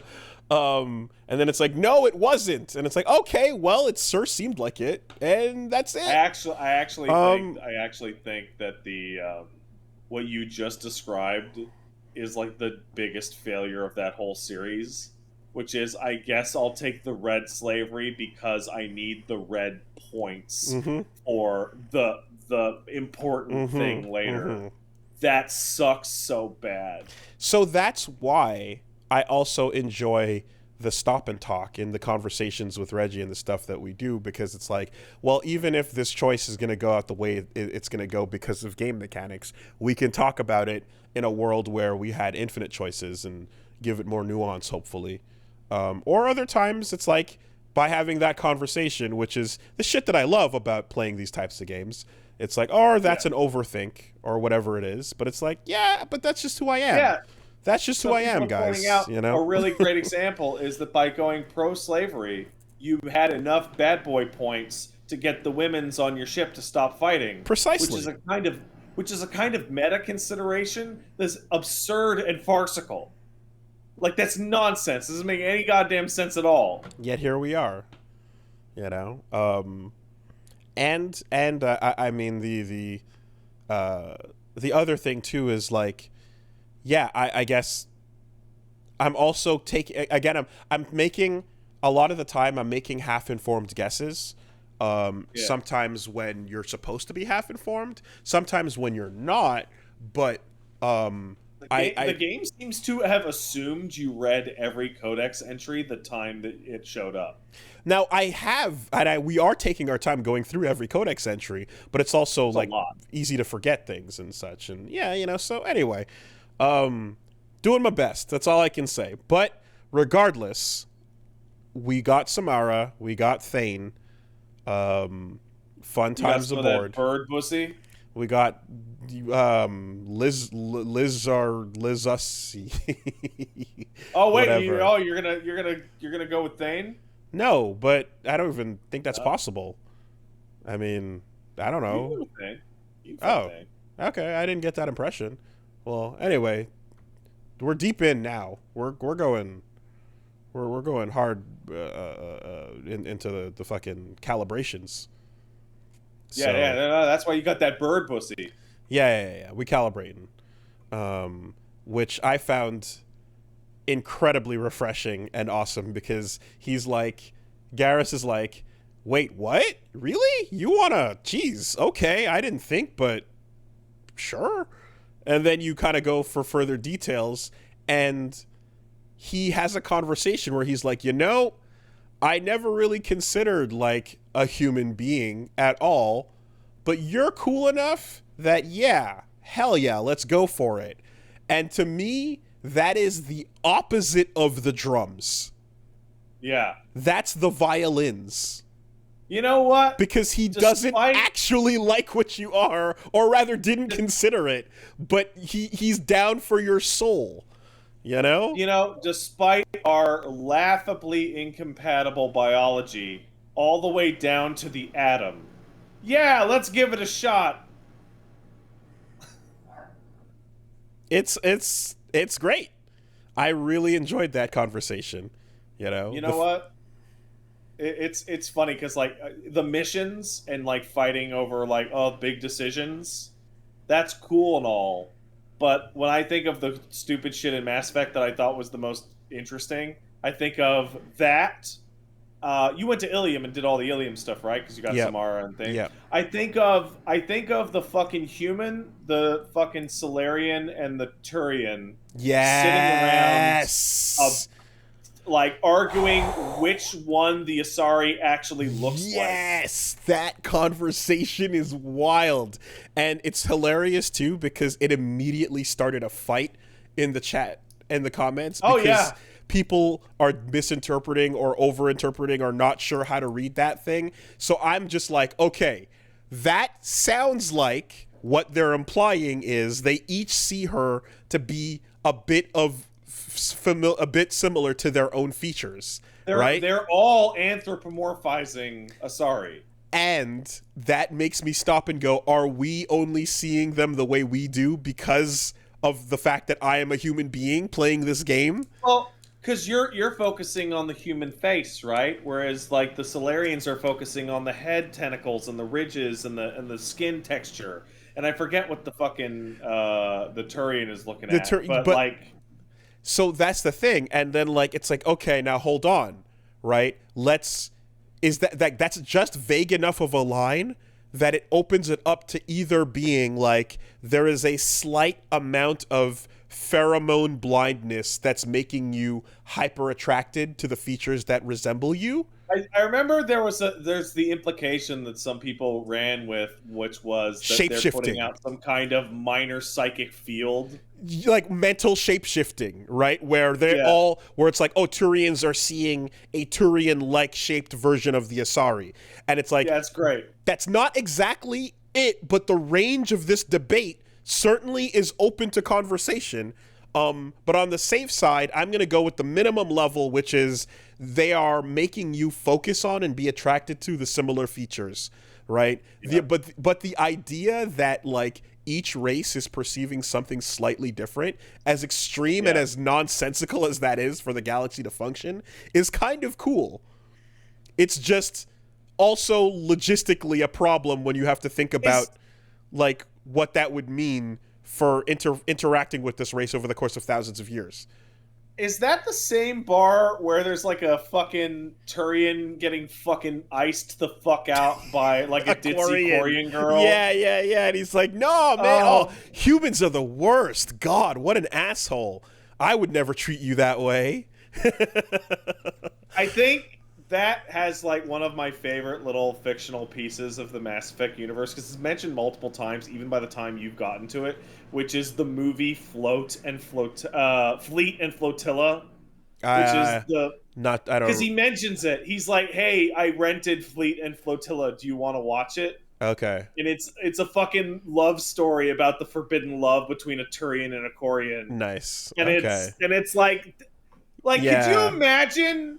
You're like, oh man, that guy treats you like shit. What if I got that romance movie that we could watch about our people? Like, oh, it's crazy, huh? You could bridge that. Like, what a fucking And she's in the middle of talking about how the whole process of having sex fucks up their body chemistry and like gets them sick from diseases, and it's not great. And he's like, yeah, no, that's terrible. Anyway. Right. Weird. And then also, that's the same bar where right around the corner, there's this fucking matriarch bartender who's a fucking badass. And she's like stomping on, what's that fucker's name? Cal or whatever? Not Cal, the loser who you put a gun in his face and won. Conrad. She's stomping on his balls, and then you walk up and you're like, oh, what's your deal? And she's like, yeah, my dad was a Krogan, so you know. And then you can look at her and you see it in her face. Yeah, and you see she's also older, and then you have a couple drinks, and then she gets younger. It's like, oh man, this bar is great. That was a really fun thing. That Yeah, Hilaria. Ilium has a lot of best character moments in that series. So let me ask you, what did Which you is do hilarious for... considering how they fucking didn't even try to make it not Star Wars. Like Yeah, it's really a it's very million percent. it's It's just just a Kotor Coruscant. planet. It's just Coruscant. In fucking what do you call it? In Mass Effect 1, when you ran into Conrad, were you a dick to him or were you nice to him? Oh, Or rather was Reggie. Reggie put a gun in his face. Okay. Live. So when you run into Conrad now, he's like, I can't believe Thank you you put a for gun in my face. no. Thank you for putting the gun in my face. It made me Right. realize how to be a badass. Okay, so this is my favorite accident of the Mass Effect story. So, Mass Effect 2 had a bug in it, and the bug was no matter what you did to Conrad in Mass Effect 1, he would accuse you of putting a gun in your face. In his face. Right? Okay. So no matter what happened, you get the Renegade thing, right? And you could go in with the save file editor and actually get the alternate version. Right? But yeah, no, everybody who imported, Werner's like, you fucking threatened to shoot me, blah, blah, blah, blah, blah. So in Mass Effect 3, if you did not threaten him, but he accuses you of it in 2, he will apologize for saying, yeah, sorry, I said you put the gun in my face. You didn't. Oh, I know that. Okay, they actually acknowledge the bug. Yeah. That's hilarious. That's funny. It's great. Man. Yeah, and then, no, that game has all this cool shit in it, and it's like, man, nobody gives a fuck about saving the goddamn world from the Reapers, or the Collectors, or fucking whatever. Well, it's funny because Ilium is the planet I expected the Citadel to be when I landed on it, right? Right. Ilium is actually content-filled to bursting. You walk by that Volus that's like, I need a suit that makes me that says powerful when I walk in a room. And like all this, you know what I mean? And he's just like asking for all this bullshit. And the Asari is like, yeah, dude, sure, we can do that. Whatever you need, buddy. Like whatever to fucking deal with your insecurities. And then at the end, that'll be like whatever, like 200,000 credits. He's like, yes, of course. Let me. I'll be back later. Let me think about it. It's just like fucking cheapskate, you know? Like it's this. It's this planet that is like. Welcome to full-on ANCAPtopia, you know? Welcome to Wall Street. That just reminds me, that's the same planet where you get to hang out with fucking various alien dads hanging out with your fucking, their Asari daughters, and, like, how depressing it is or is not. There's a Solarian dad who is shopping with his daughter. Yes, the Solarian dad is at the table, and he's like, yeah, I'm 35, you know, so I'm basically dead. Yeah, and she's just starting her life. That was fucking crazy. And then the other Krogan that was, like, trying to take the Asari back to Tachanka, and she's like, yeah, he's a nice guy, and he says he doesn't care what our kids will look like. I don't think he gets the biology, but, you kind of... Krogan are the only dudes that can have a real relationship with those ladies. They have similar lifespans. But there's a time in every Asari's life where she's got to start thinking about her matriarch phase, and you got to get rid of those back tattoos and find a real reliable person to settle down with. And I'm just like, I hate you. I hate you so much. You're the worst. You're the worst. You're fucker. Dear God, what a piece of shit. Like that, just like both of us just like reeled in shockwave damage at like that was fun, but you know, I gotta get serious with somebody who's, you know, someone you can take home. Can't take you know, you gotta get rid of those tattoos, you gotta get ready for the matriarch phase, and you can't be dragging a Krogan around.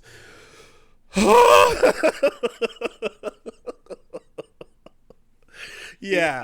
I really genuinely hope that Mass Effect 4, which they are making, has no stakes. Like, it is about a fucking heist or a fucking mystery or, you know, something. Because, like, all the best shit happens on the planets in which there are no stakes. Yep. I mean, half the fun of the like second time around Citadel is just walking and listening to people bitch about whatever, you know, like just world build. Absolutely. And that's what I'm glad we're getting it, because I was worried that the go nature of 2 is like, Tim is sending you on a mission, go do it now, collectors are right over there, go get them now. Like, it's like, fuck, like, but what about the, you know, zooming out to see the fucking Milky Way, you know, like, what about that? So it's good so far. And shout outs to every single loyalty mission being, damn, so you got daddy issues, huh? Or, damn, so you got issues being a daddy, huh? Like, damn, so you got issues not letting other people be daddies, huh? Or, damn, so you gotta go cleanse your children off the face of the fucking planet, huh? Yeah, okay. That's a strange one, actually. It is. Know, that reminds me. I laughed about it in 1, and dear God, does 2 just take the ball and keep it going. That reminds me, I have to talk to Dad Asuna about a certain sequence of events and whether or not, basically how much to help you. Oh, well, you know. I mean, she's been relaying things over to Reggie, and Reggie has been, like, aware of what to do and what not to do in terms of major critical. Because there is some stuff in Mass Effect 2 that is, like, intended to, like, trick you because you don't know how the game works. I would actually say there's, like, an actively antagonistic sequence of events to people who play video games. So I know that, like, things are meant to be like, on replay you'll get it, you'll do it better next time. But I really do wish, if I could add one thing to the series, it would be, and this is like, it sucks because, like, they wanted to emphasize the illusion of conversation. So choices. Could you hold that thought for just a second? I have to help get a cat in a bag. All right, be right back. That is going to slash me good. Excuse me.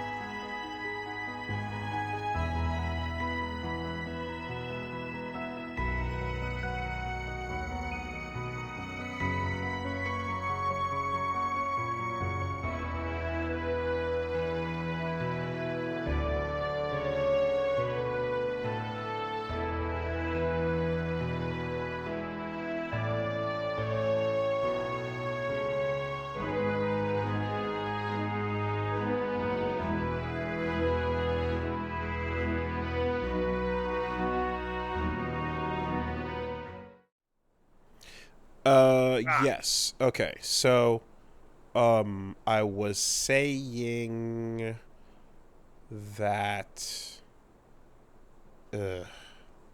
Sorry. I had to put the cat in the bag. What was I saying? I did not get slashed, which is important.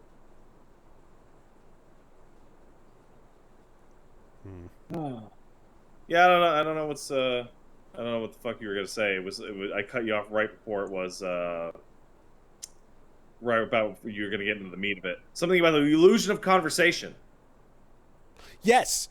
If I could add one thing, I know that people, I know that BioWare made these games hoping that you would think every choice you made would affect someone like it would in real life, but I would make yellow text prompts that were like, "This is a decision," versus "This is getting information out of the conversation." Right? Yeah, the rule is generally the left side, but it's not 100% consistent. Not 100%, right? Furthermore, left side also feels like you're getting a reaction out of them, because sometimes left up is approve of what what they just said, but it's still going to go back to a neutral phase after, and the other one is disapprove, but it'll still go back to a neutral phase, you know? And I kind of just, I'm like, yeah, I would rather just kind of know, like, no, this is a choice. They will remember that is another way of doing it with the Telltale games, you know? But because you're mixing in information gathering choices with committed choices, you're hoping to create a sense of, like, this is a real conversation, but it's not. It's a game. We know it's a game. So just straight up underline it right off the bat. So I'm going to send you a random screenshot I found of Witcher 3 while you were talking. Witcher 3 does literally exactly what you just said. Ooh. The progress line of dialogue is highlighted in yellow. Fucking amazing. Perfect. That's exactly it. And if I see 2 yellow options, I know that these are 2 ways to go forward. Mutually exclusive. Yep. Yeah. That's all I would want. And that would lead to a lot less of, like, the weird shit you're seeing now, where I'm like, did I? Because there's times where I stop talking to somebody, where I'm like, okay, wait, all 3 dialogue options on the left side rotated after selecting them, and, like, I grabbed 2 of them, and then I didn't do that 3rd one. And then there was other times where earlier on I was like, oh, well, I didn't want to say that. It felt like that was the opposite. I think the fact that some dialogues rotate depending at random is like the shittiest part of that game's interface. Furthermore, guns rotate. Yes. And it's not, and people were like, oh yeah, that's just the mods. And it's like, no, it's not. It's not the mods. The guns rotate when you pick them up. And if you played a soldier, apparently that would continue to be the case with every time you picked up a new thing. So I would constantly go to select the power weapon, the heavy weapon on the right side, and then it would be like, oh, that's in the wrong place. What the fuck just happened? And it's like, I get it. I'm always gonna I'm always gonna throw myself under the bus first, but then if it's the game doing it, then, like, fuck off. That's the game being silly, you know. So when you getting into the Witcher series after this, I think. I mean, to be perfectly honest, like, I know that it's one of those things where I would skip 1 and just, like, get a summary on it. You would skip 1. Yeah, but you would also skip 2. That's where I go. But 2's actually good, though, right? Like, all right, okay. That's I wouldn't feel like we've actually rolled all the way back to me talking about me beating Witcher 1 this week. I have something controversial to say. Witcher 2 came out and had action combat, so that everybody was like, oh wow, thank God. After going through Witcher 1 again, I genuinely think 2 is the worst game in that series. This is so weird, because you and others all praised 2 for years in the past. Here's the thing. The things that we praise about 2 have nothing to do with the way it plays. It has to do with the fact that 60% of the game is different depending on a single choice that you make. Okay? The main thing, Witcher 1's combat is fucking jank as hell, but it's like easy to do and inoffensive. It's just click on a rhythm basis. 2's gameplay is action combat, but it's terrible. Worse than 1. Yes. Huh. Because it's hard also. It's hard but also bad. And then 3 is good. 3 is a good game. Weird. That's so weird. For years like I've heard about how 2 good is. When we talk about CD Projekt, we have to remember that CD Projekt Red only made 1 unqualified great game. And that's Witcher 3. Well, okay, here's the question, though. If the combat is bad, is it also 60% of what you're doing? 40% of what you're doing? It's about half. Okay. So yeah, I would say fucking start at 3 and look at a YouTube. Even as somebody who just went through 1 and is going to go through 2, So this is not JoJo. All right. Yep. All right. It is definitely something of curiosity though, because it keeps coming up. So, I do have it's probably let me think.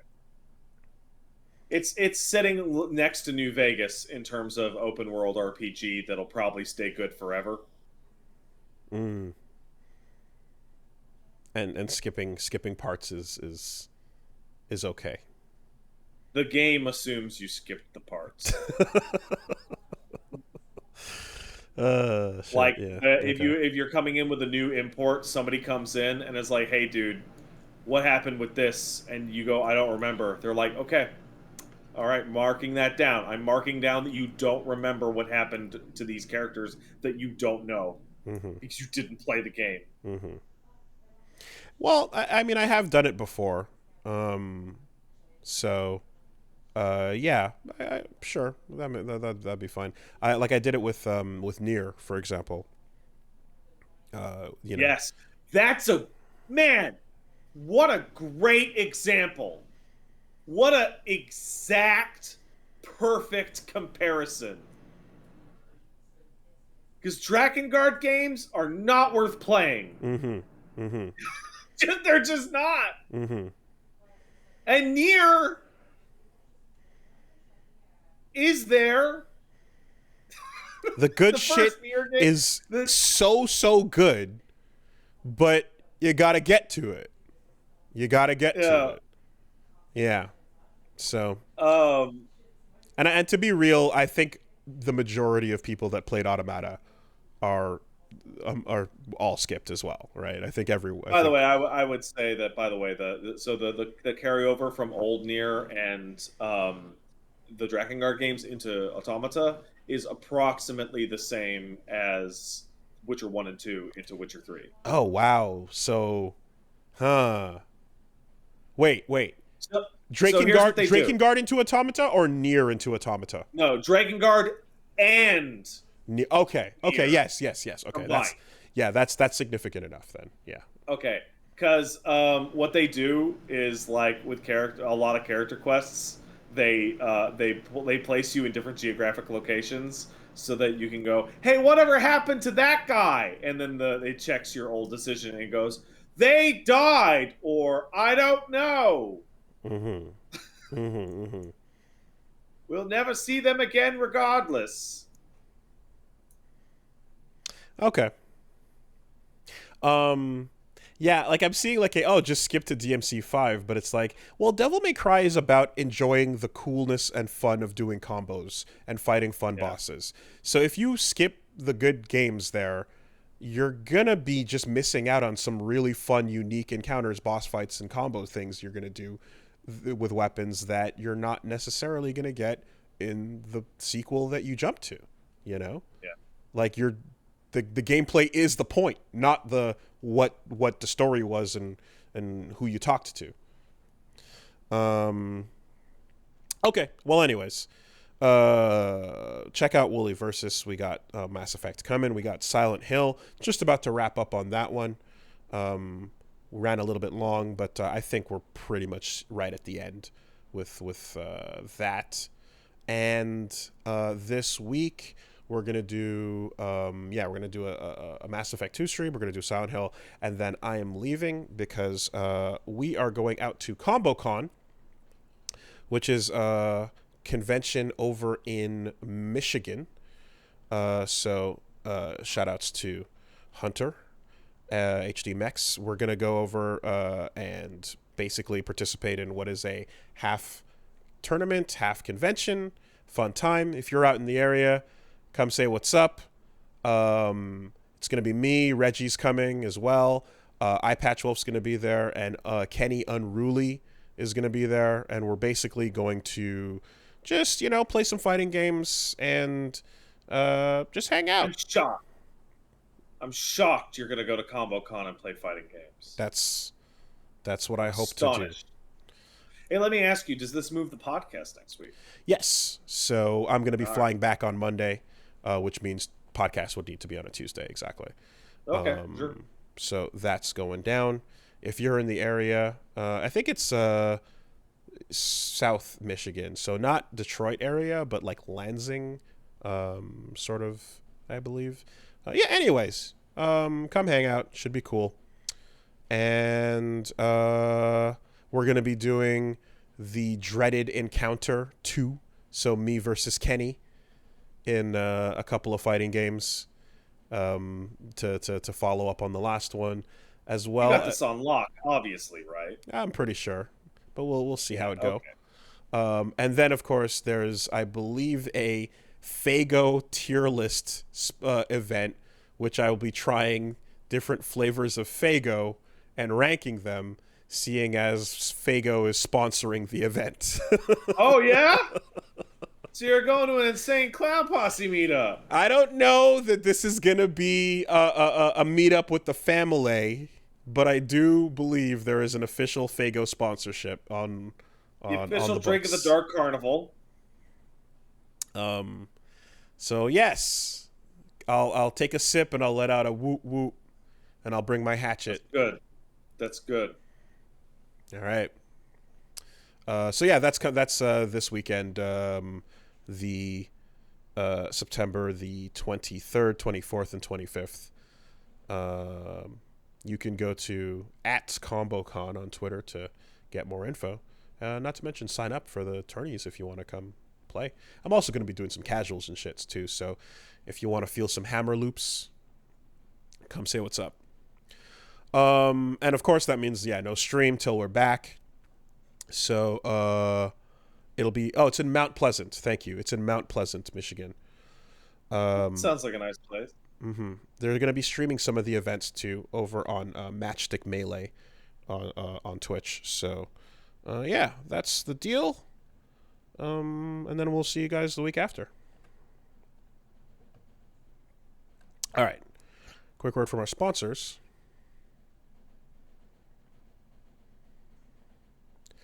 This week, the podcast is sponsored by Factor. Factor is the mealtime solution. They're about getting you your ready-to-go fresh meals, never frozen, and it's cheaper than takeout. Cheaper than takeout? Yeah, How? you got flexible meal plans. You can get them. They can ship you 4 to 18 meals per week, depending on what you need. You can pause and reschedule deliveries anytime. They've got a cheaper than takeout options and meal plans. Seeing as you're getting fresh ingredients, never frozen, you can choose between 30 plus meals per week, add-on options, smoothies if you want, juices, snacks, whatever is your lifestyle, your diet, your options. My lifestyle is put the Factor food in my tummy. You can go keto, calorie smart, vegan plus veggie, protein, dietitian approved recipes as well. So tons and tons and tons of options to customize to your needs. Check them out and do so, saving money on what would otherwise be a expensive and needless grocery run. Head to go.factor75.com/castle130 and use code castle130 to get $130 off across 6 boxes. So again, that's code castle130 at go.factor75.com/castle130, and you're going to get $130 off. Thank you, Factor. Thank you, Factor. This week as well, the podcast is sponsored by Cha-Ching, the sound of Cha-Ching! The sound of sales on Shopify. That's the cha-ching noise for when you hit the register. Oh, they tricked me. Look at that. But it's digital and it's online. I got tricked by Shopify. Good job, Shopify. Shopify. You're trying to... I can't talk. That's okay. they'll do the talking for you. I'm a Because, tiny baby. Help me talk. well, Shopify. quite frankly, when you start up your online business and you start getting into the merchandising game, when you got to figure out how to run a storefront, it's very complicated. Inventory and carts and updating sizes and drop downs, and there's a million things that I just don't know anything about. Don't know anything about what you just said at all. And if you're good at doing like the thing that people like you for, chances are you're also not good at these things, right? You're right. I'm incompetent. I don't know what I'm doing. You did not put any of your stats into storefront. So No. Perfect example is like, hey, we're doing podcasts, we're playing games. When I want to tell you that I got a new T-shirt, I don't know how to make a thing that sells you a T-shirt. So I just literally tell people that there's a new shirt. It's like, very with my mouth. So this is where Shopify can save the day, because they're an all-in-one platform. They've got an established setup to help you with your business, so you can sell anywhere and everywhere, synchronize your sales online, as well as in-person sales if you've got a storefront, stay informed on what's going on, and it helps you basically scale up whatever your business is, no matter how small to how big, with their platform. It's all-in-one commerce to helps you start, run, and grow your business. So, yeah, leave it to the experts, and you get something like Shopify going, and you don't have to worry about who needs to get what T-shirt where, when, how. What size? Oh no, you need a bigger size? You got bigger? I know that happens to me. It's a lot. You got to figure it out. Happened to me. It has. It has. So they're powering millions of businesses from first sale to full scale.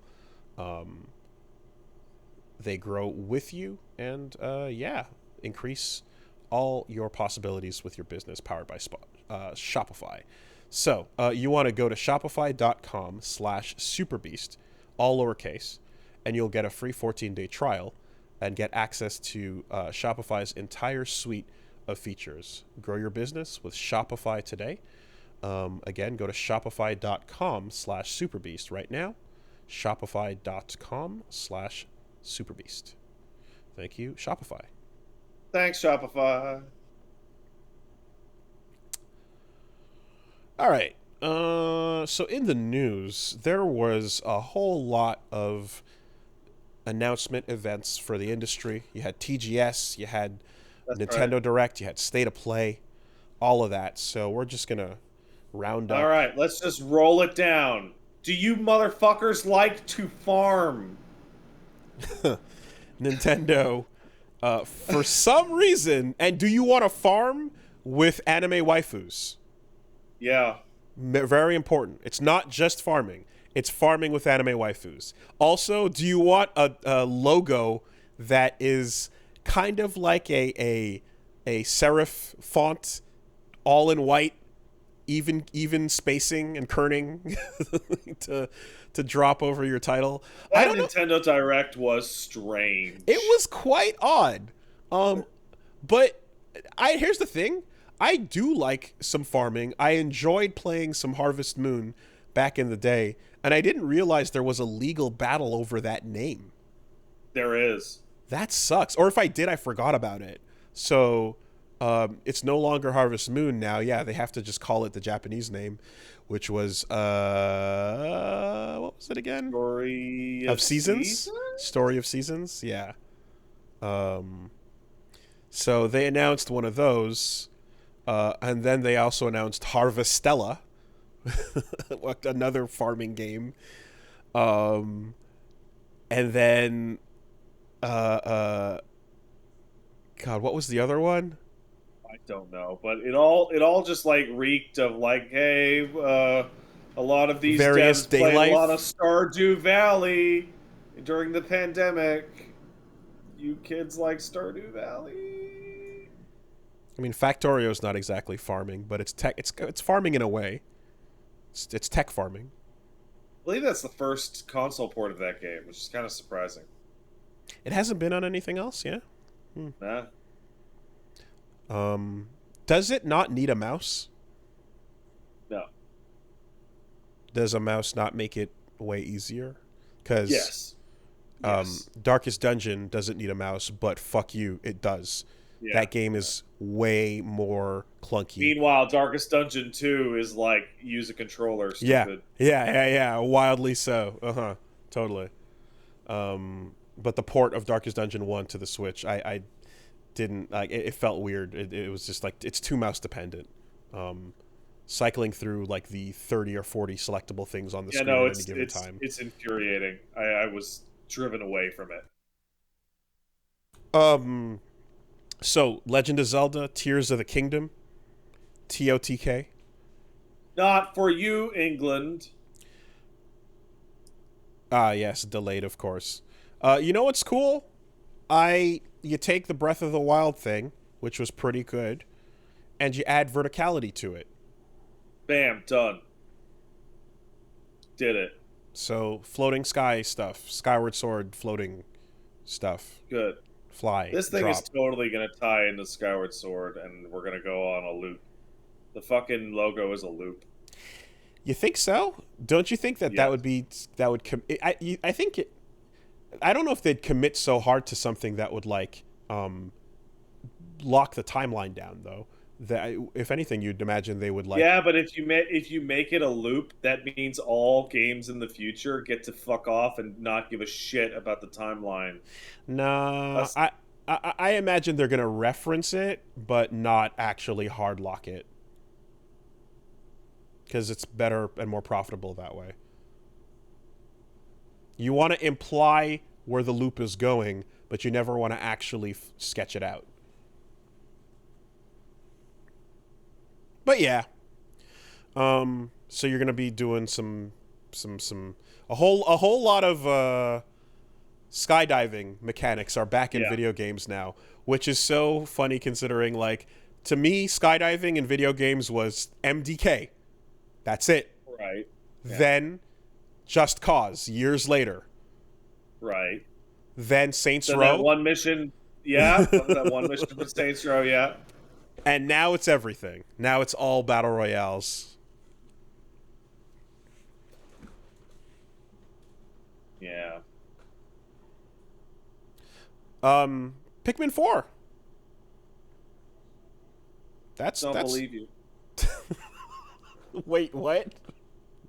Nah. Wait. What do you mean no? Like, you just like no, you're not, that announcement is not No. It's not real. That's no right. to Pikmin 4. Yeah, that's right.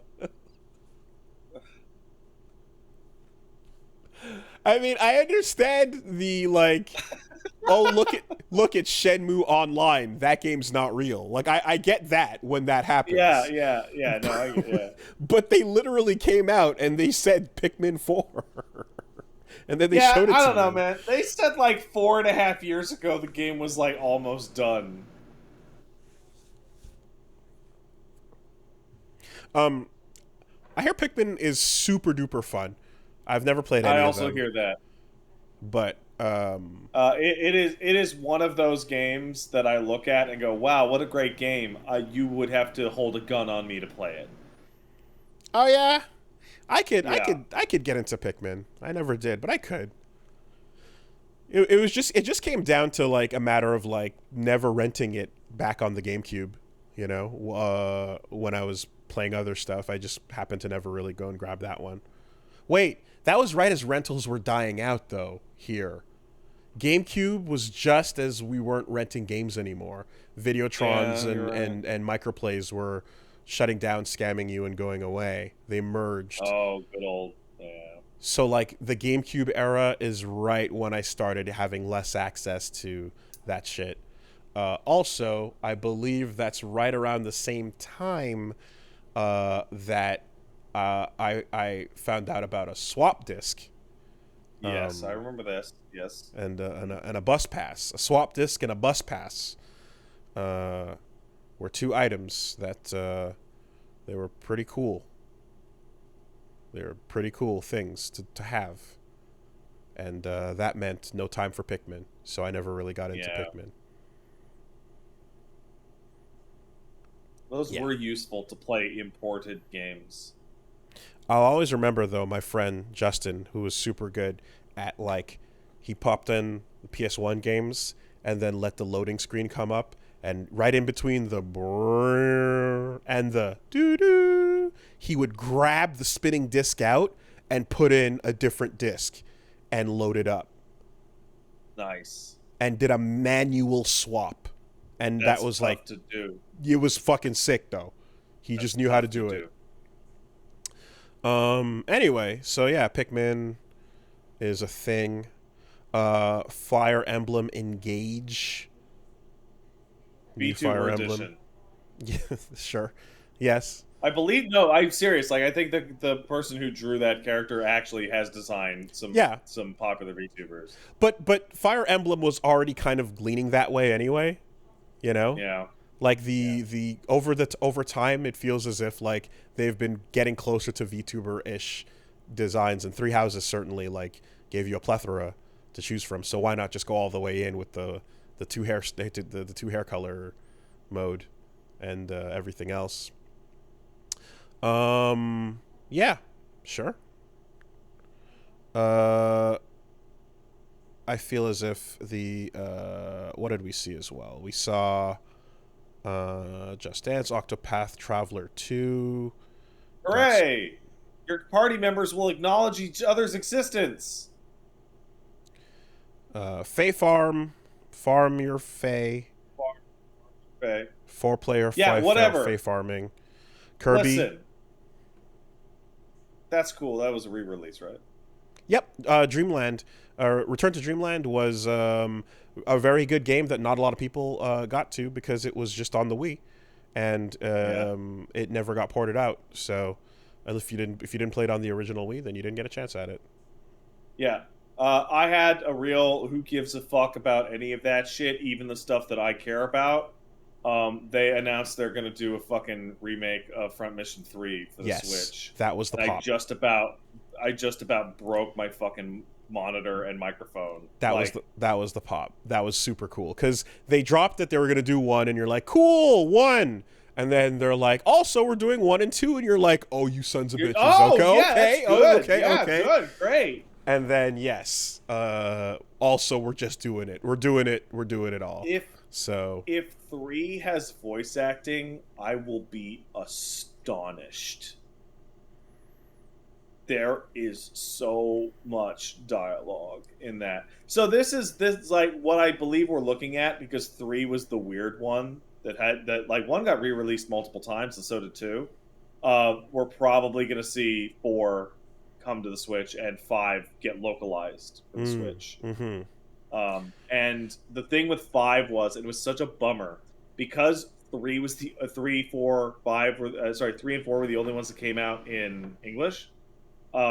When people did translate 5, I started to play it and I'm like, I don't know what the fuck is going on, because this game assumes you beat Front Mission 1 and 2 and takes place simultaneous to them. Oh, this is some of that UC side movie shit. Yes. War in the Pocket.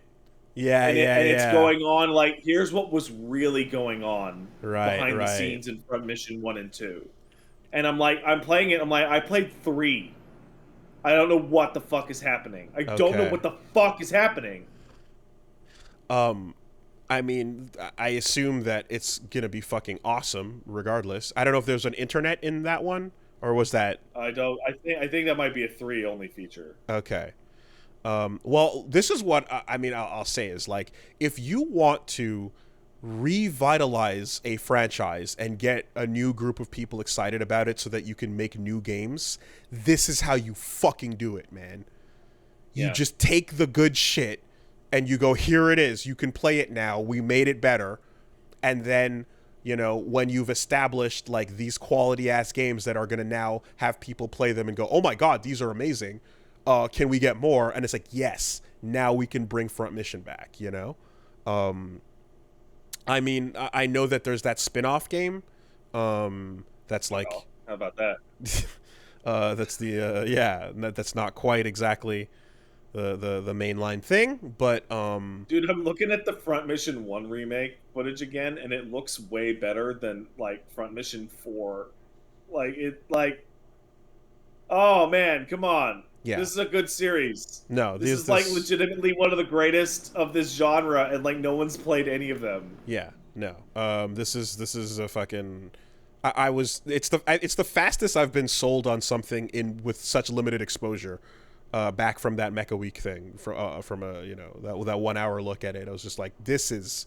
I can't believe how fucking quality this is, right away in 60 minutes. So, yeah.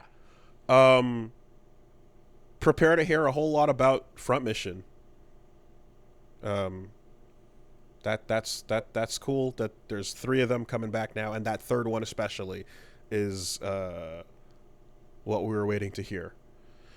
Hey, to people who know about Front Mission 2, I'm curious, does Front Mission 2 also have 2 campaigns? I know 1 and 3 do, but 4 does not. And 5 does not. Don't know. Yeah. 1 has the has 2 campaigns. 1 has the OCU and USN campaigns. Yes. Okay, well, in any case. You know what's really strange, actually?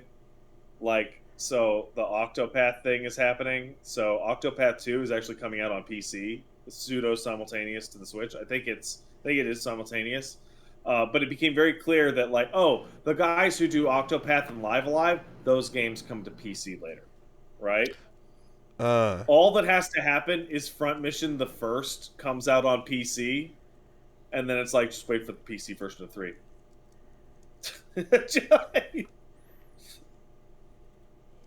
I mean, oh yeah, Triangle Strategy is coming to the personal computer as well. Like, let good games get to places where people can fucking play them. Yeah. Yeah, I mean, unless it's a thing where like Nintendo's like, no, we're paying for this game. Yeah. In which case, it's like, all right, well. Reminds me of Silk Song just got announced for the PlayStation, and like every single goddamn response to that announcement is when.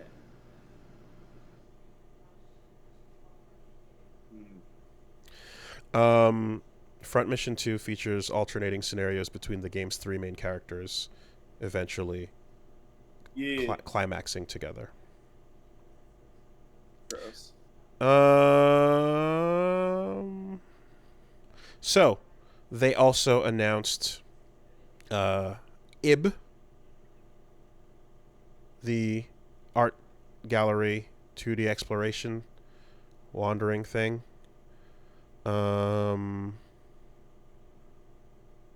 Then they showed off some Tunic. They showed off Crisis Core. I think I said something that hurt people when I said it, but when Tunic got showed off, I'm like, "Hey guys, the best Zelda game ever made is coming to the Switch." Right. And people just were physically stabbed by that statement. It would be really fun if Zelda could have fun in a way where there was like a hidden, booklet in-game kind of mechanic thing. That would be pretty fun. Yeah. But Radiant Silvergun, good shit. Destroying collectors' value one game at a time. I mean, collecting value should be based on, I am a fan that loves this thing and I want a physical copy of it from the past. It should not be based on, fuck you, you cannot play this. I proudly have different copies of Third Strike on all different platforms because I fucking love that game, not because, fuck you, you can't play it, this is the only way, So, yay. That's the game that, of course, was made by the people behind Ikaruga. So, G-Rev, Treasure, if you are a fan of Ikaruga, pick up Radiant Silvergun as well. It's good shit. Instead of 6 weapon types, instead of black and white switching, you have 6 weapon types right off the bat. Lots of fun. Bayo 3, we got to see... Has lots of cool shit in it. Got to see some extended gameplay. Got to see how Shiro works. So all that stuff about like, oh, like, you know, like they're like, ah, look, it's like kind of like maybe scale bound stuff, and it's like, oh no, Viola actually. Plus, here's your parry button. Yeah. So which time off of a parry, which is Revengeance, really. Yeah. So it's interesting when you see how, like, you know, the difference between these character action games, these like your Devil May Cry, your Bayonetta, and your Revengeance style game. A lot of it comes down to what defense is like, and Bayo is dodge button, Revengeance is parry button, Devil May Cry is don't be there. It's neutral jump. Yeah, jump, roll, or really just don't be there. Kill it so it can't hurt you. And here is really what it. And here it looks like, yeah, Viola's gonna bring in like some of the outside mechanics. So that looks cool. So, one of the things that I really love about that Bayo stuff, and I don't know if you saw the extended gameplay feature, but Bayo 1 had cool stuff. Oh, she does the punches and the big fist comes out, and then, oh, you turn into a big monster with your hair in a cutscene. And then in the second game, they're like, well, we want you to have more control and feel like you're doing more of that stuff for you. So here's a power-up state in which you become that monster for your regular attacks. And also your action sequences in which your big monster is fighting in the background with you as a pair. And that's cool. And now we get to Bayo 3, in which it's, well, you can embody the monster as yourself and have the big punches. But also, as gameplay, you can just straight summon it and directly control it as a completely separate entity from yourself, like Bayo 1 was doing in the cutscenes. Now, the thing is, when we see her actually summoning the demon, she's walking around next to it like V from DMC5, but you're not fighting.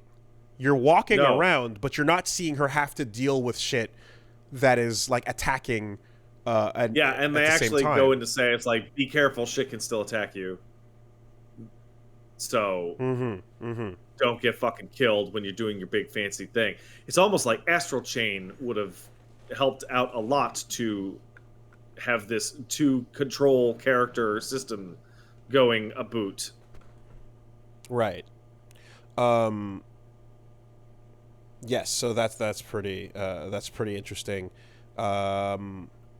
I hope Jean is comparably fun compared to what we see with Viola and Bayo.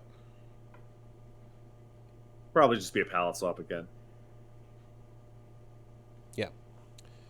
Yes, and of course there's Royal Guard in Devil May Cry if you're Dante, but not everybody has Royal Guard, right? So that doesn't... Right. Yeah. Then we saw some of that Rabbids stuff. We saw some Symphonia. Harvestella.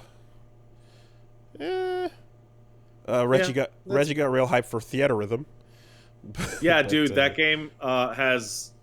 Those games are great, and the amount of music they were showing off for it is crazy. Like, it's having near music. It's having fucking... It's having all sorts of shit. Shout outs to the Fist of the North Star boxing game where they reference the Fist of the North Star arcade, first person thing. That's fun. Very strange. Very weird. Also, for the love of God, yay, they're porting Sifu to Switch. Oh God, its frame rate is terrible. It looks embarrassingly choppy. It looks like a Nokia phone port. It looks really bad. And this is a game where that matters a lot. That is a real shitty deal because it's such a good game. I don't want people to experience that in such a bad way. When it came up, I went, wow, Sifu on the Switch. Oh, wow, never mind. Like, just... Oh. Yeah. No, thank you. So, that's rough. Anyway. That's the thing is, like, I don't want to live, like, as much as we talk about things like, oh, man, bring 13 Sentinels to PC. And then you see it, and then it's like, oh, God, it's running horribly, sub-optimized, ported by a bad company, whatever the deal is. And you're just like, fuck, this is worse than just telling people go play the better version, to go play the thing on console at that point. Yeah. because now more people are going to be like, I can't. This is the only way to experience it, and it's going to be shit. And I'll say don't experience it. Anyway, after Nintendo, State of Play came along, and they opened up Had a lot of cool shit, actually. I was genuinely surprised. Yeah, so the internet died right in the middle for us, so unfortunately didn't get to see the rest live. But we saw Tekken 8, and that game's pretty, man. They're building it from the ground up, new engine. That's cool. I'm happy. Yeah. It's brave of Harada to show off a game on a band stage. I hope that of course that we get some confirmation that Tekken is no longer 3. That would be Tekken is 8. Tekken is 8. Tekken is 8. Yes.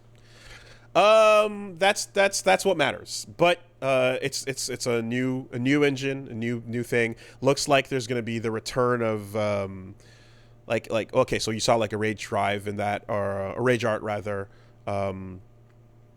Looks like there's something that might be bound like in the if you're just looking at the combat as like for hints, as well as whatchamacallit, the tumble state. So combat wise, probably gonna be fucking Tekken. Good ass Tekken. It's probably gonna play like fucking Tekken. Tailspin. Thank you, Tailspin.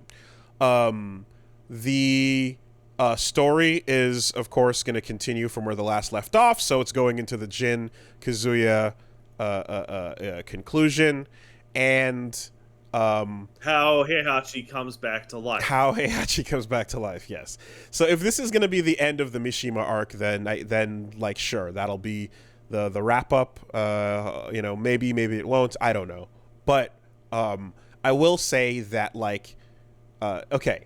I know it makes less sense to say time skip in Tekken because of the fact that the last one ended on a direct into Kazuya versus Jin sort of note. So that I which is what I said when I first saw the trailer. So I'm like, okay, that statement makes less sense. But ultimately, I guess the main thing I'm getting at is just character designs, right? Even if it's not like the word time, forget the word time skip. Even though I bring that up when talks about in terms of fighting games, I like when character designs update, change slightly things a little bit. Even the clothing they're wearing, I kind of like to see that. And Tekken has done some cool shit with characters changing clothes over time. I in fact think, whoa, you. Oh, yeah, your eyes were cross-eyed for a second there.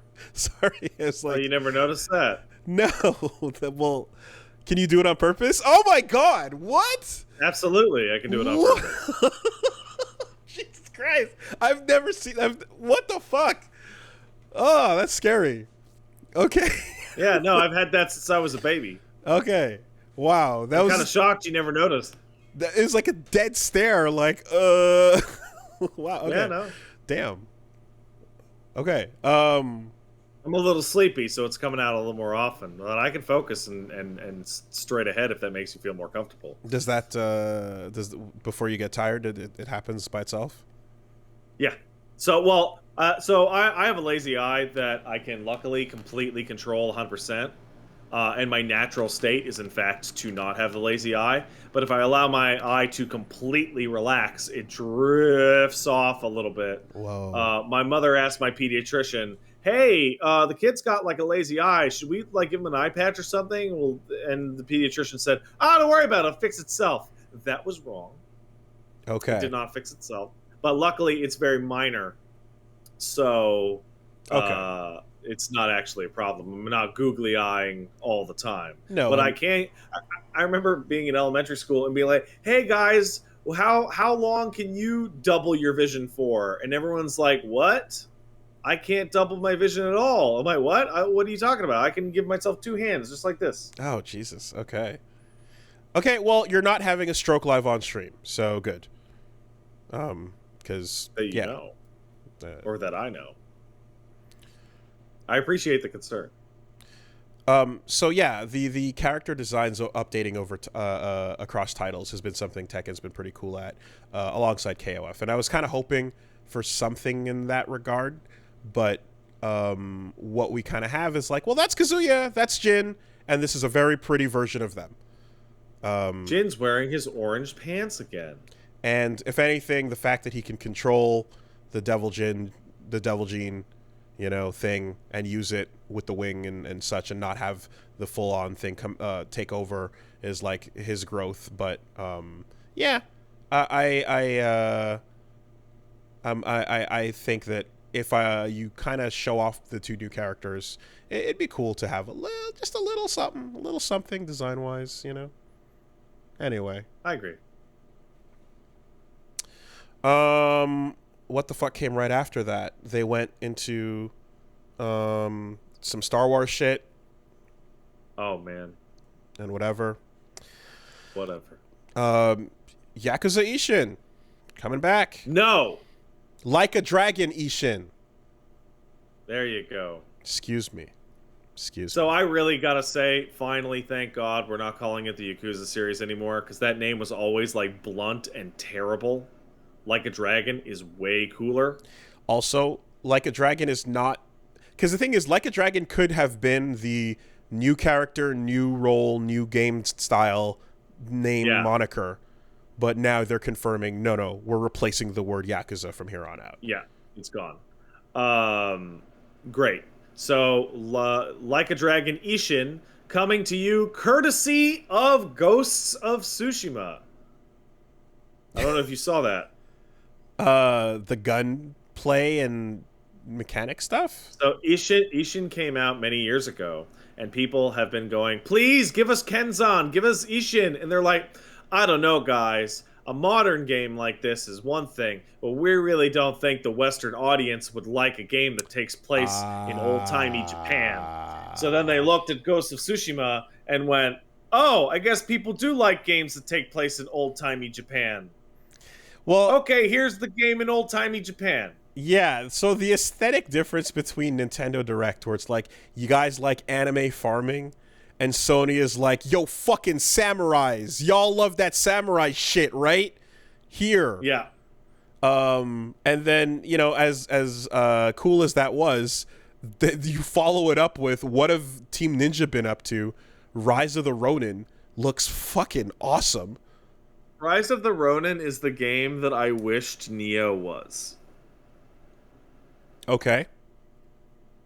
Because I don't want gearing up. I want exploring, but Team Ninja. Okay. Also, I really have to say that Assassin's Creed hitting the Code Red button 3-4 years from now is really, really fucking funny. Yeah, now that they're gonna be competing with a bunch of Japanese developed games in that genre. That being said, Neo fucking killed it though. Like, Neo was really good. Like, I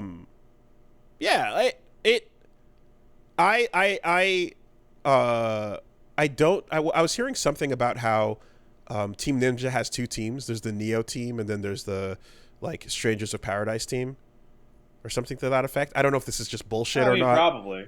And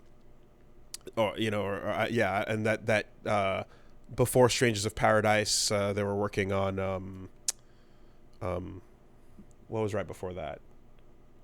The other one. I don't remember. Anyway, whatever. So fucking I'm gonna go a little off script here. So we got Like a Dragon Ishin is going to be coming out relatively soon. In addition, so will Like a Dragon 8. Oh, well, that's a different event. That's the RGG Summit. Fine. So yes, RGG Summit 2022 happened. RGG 8, Like a Dragon 8 with Kiryu featuring a bad dye job on his hair will be showing up as a party member in Yakuza 8. Now, why is his dye job so bad? Well, tune in to Like a Dragon Gaiden, the man who erased his name, to find out what happened to his hair. going, "Hey everyone, we acknowledge that Yakuza 6 was a bad send-off for that character. Oh yeah. Yeah, it's not good.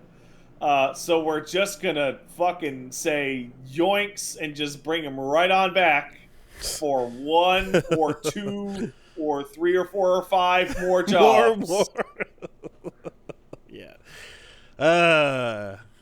Remember that time when Carlito got off the train and he got pulled back in for another 5 movies? Yeah. The guy's like 65. It's ridiculous. Judgment and Lost Judgment have defeated the talent agency Dinosaurs and dropped on Steam like that day. And they also they confirmed the PC Judgment releases exactly. So if you're a PC only player, you have 5 Yakuza games in the next 2 years to go through. Yeah.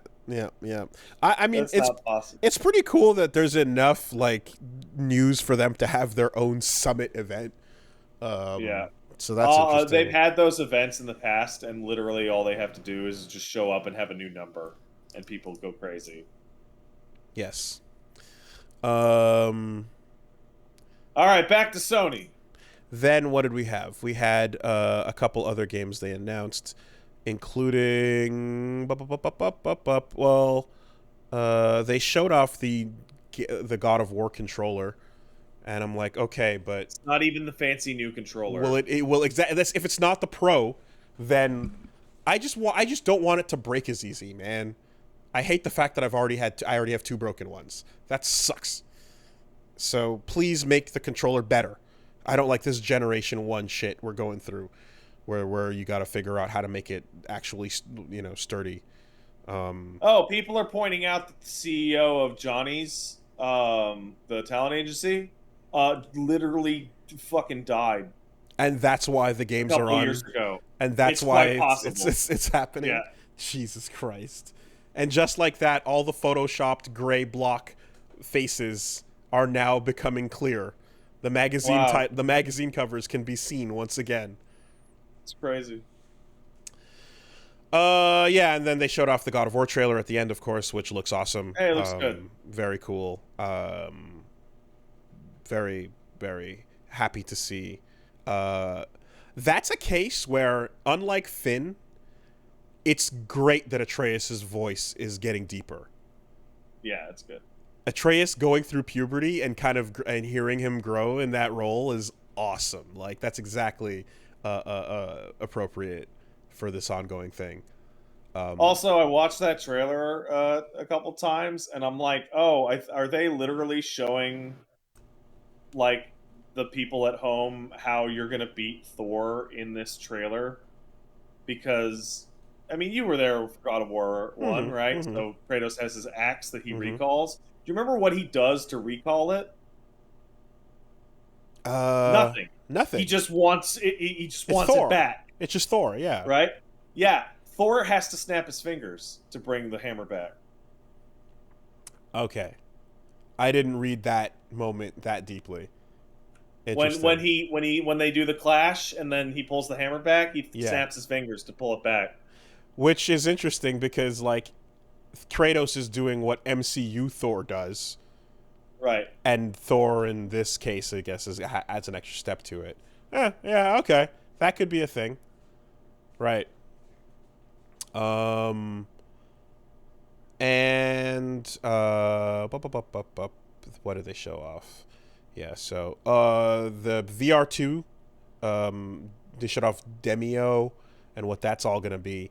And then immediately the news came out that PSVR 1 titles are not going to work on PSVR 2. Oh, cool. Way to just deflate any desire I ever had for this thing at all. If you had any thought of like, well, I committed some money to buying a couple of these PSVR games, might as well experience them with a better version of the product, and they're like, nah, it doesn't work, and it's like, what the fuck, that sucks, man.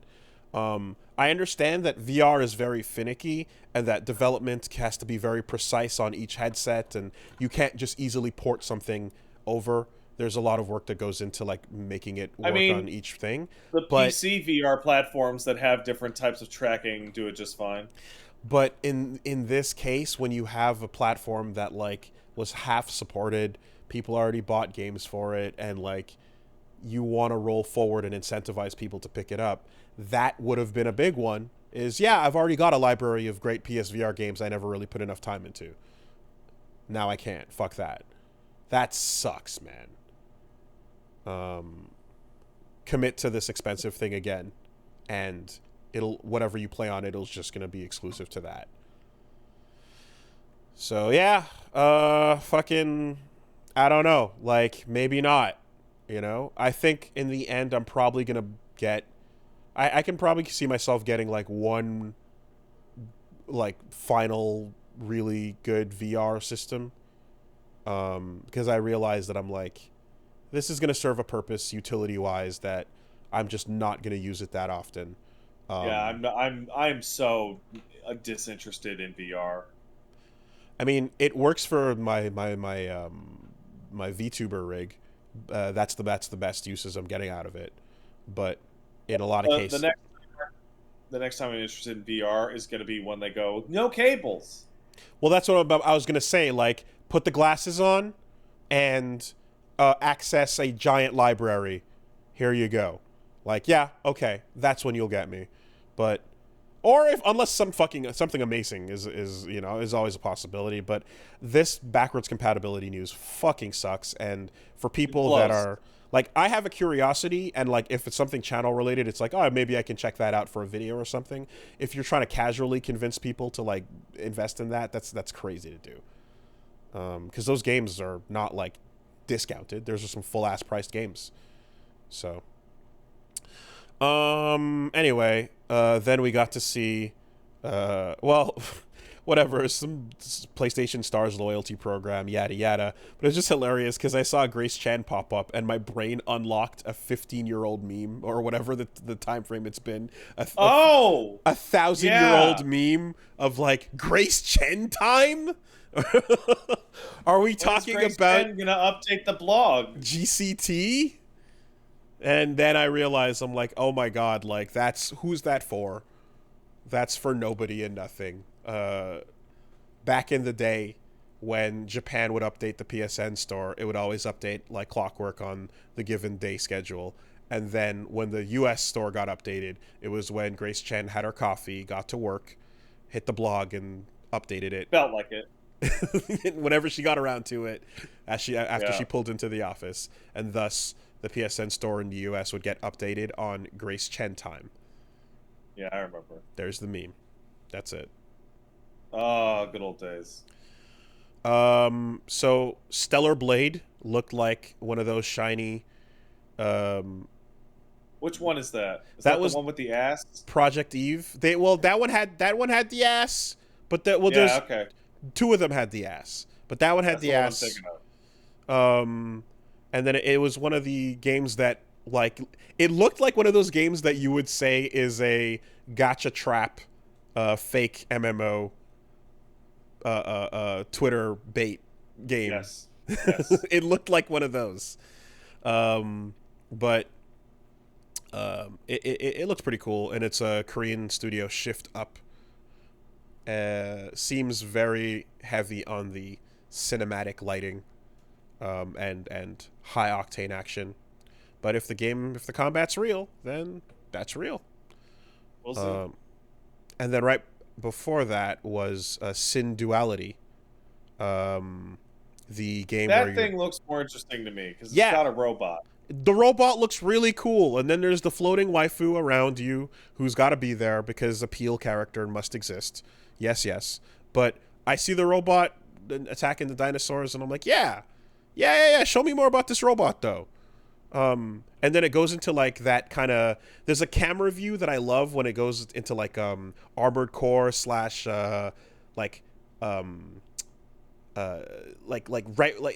over the shoulder mecha shot, you know? Like, I love up close for the missile firing and shit. I'm like, ooh, that looks good. I like that. I like that a lot. It's always fun when you switch between that or like a Hawken first-person missile salvo mode. But yes, with your little float waifu. And then Stellar Blade also had another like appeal character in it and stuff. And I was like, oh yeah, okay, this is, you got to do it. You got to do it. You got to sell your game. You never not do it. And then that was pretty much Sony. Yeah. Let me see. Yeah, that was pretty much it. Song's coming out one day, supposedly. Hogwarts, whatever, and the what was the other thing? That game looks bad. Pacific Drive. Oh yeah, that looks cool. That was fun. I like that. Through my backyard as people and ghosts attack you.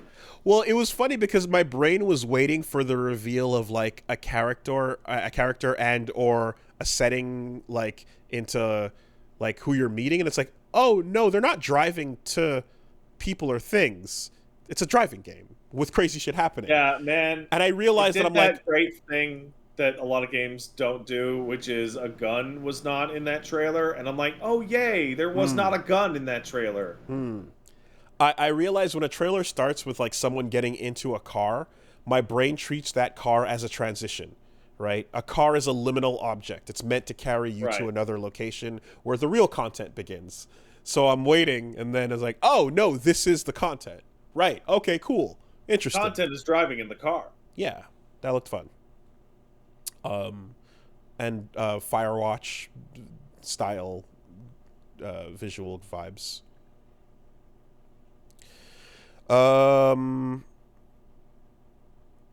So that was what they pretty much did. So that was Sony, that was Nintendo, that was the RGG Summit, and then yes, of course, we did. Capcom had their event. We talked about Street Fighter 6's stuff, and then they just kind of confirmed as well Mega Man Battle Network Collection. That's cool. Like, it seems like 6 games, I think, in the collection or so. Like, a lot. Online confirmed as well, which is dope. Cool. For, you know, replacing your link cable versus battles back in the day. And hey, do you want to play the shittiest versions of Resident Evil possible? Here you go on the Switch with the cloud version. Cloud, yay, yeah. Hey, Rockman EXE is on the title screen talking to you. That's cool. Committing to the cloud real hard. Yeah. Fine. Let them learn the hard way. You know? Keep trying. Keep trying to make it fucking take off. Keep wasting your money. Because those people, remember, while they're up to that, the actual people that are trying to make games that are not full of bullshit are on the other side, just like, yeah, just keep them distracted while we make a normal game over here. You know? As long as you keep the vultures over at Capcom on their vulture projects, you can distract them long enough to make a good game over here at the same time. So, I get it. The Resident Evil 8 expansion is going to come out on October 28th, the same day that fucking Bayonetta comes out. Smart. I think RE-verse also comes out that day. Reverse is not out? No. Oh, I thought that was already a thing. Oh, okay. Yep. Well.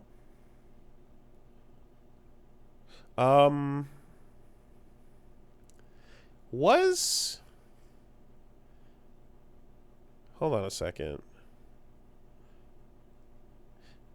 Yeah, I saw some people talking about like PlayStation NFTs or whatever, but it's like, was that what the PlayStation Stars loyalty program was? Yeah, that's what the loyalty thing was, yeah. They're okay. Because you get digital collectibles. But like, are they actively like NFTs, or are they just trophies in your trophy collection? I don't know. Okay. I don't fucking. All right. Well, anyway, and then yeah, other thing that we hinted at earlier that was just fucking amazing is the story coming out where former Nintendo employees that were community managers had a little video pop up that went kind of viral because they were describing some of the difficulties they had trying to get initiatives greenlit with Nintendo and with the Pokemon Company. And this one implied that they wanted to do a Nuzlocke run like we did back in the day in order to you know, a Pokemon game. Yeah, exactly. To do some marketing for something, you know. And not only did that Nuzlocke run get shut down by the Pokemon Company, they were vehemently like almost fired over it. And the smack they got in response was an extreme one because they view Nuzlocke runs as the same thing as hacking and modding the game, practically.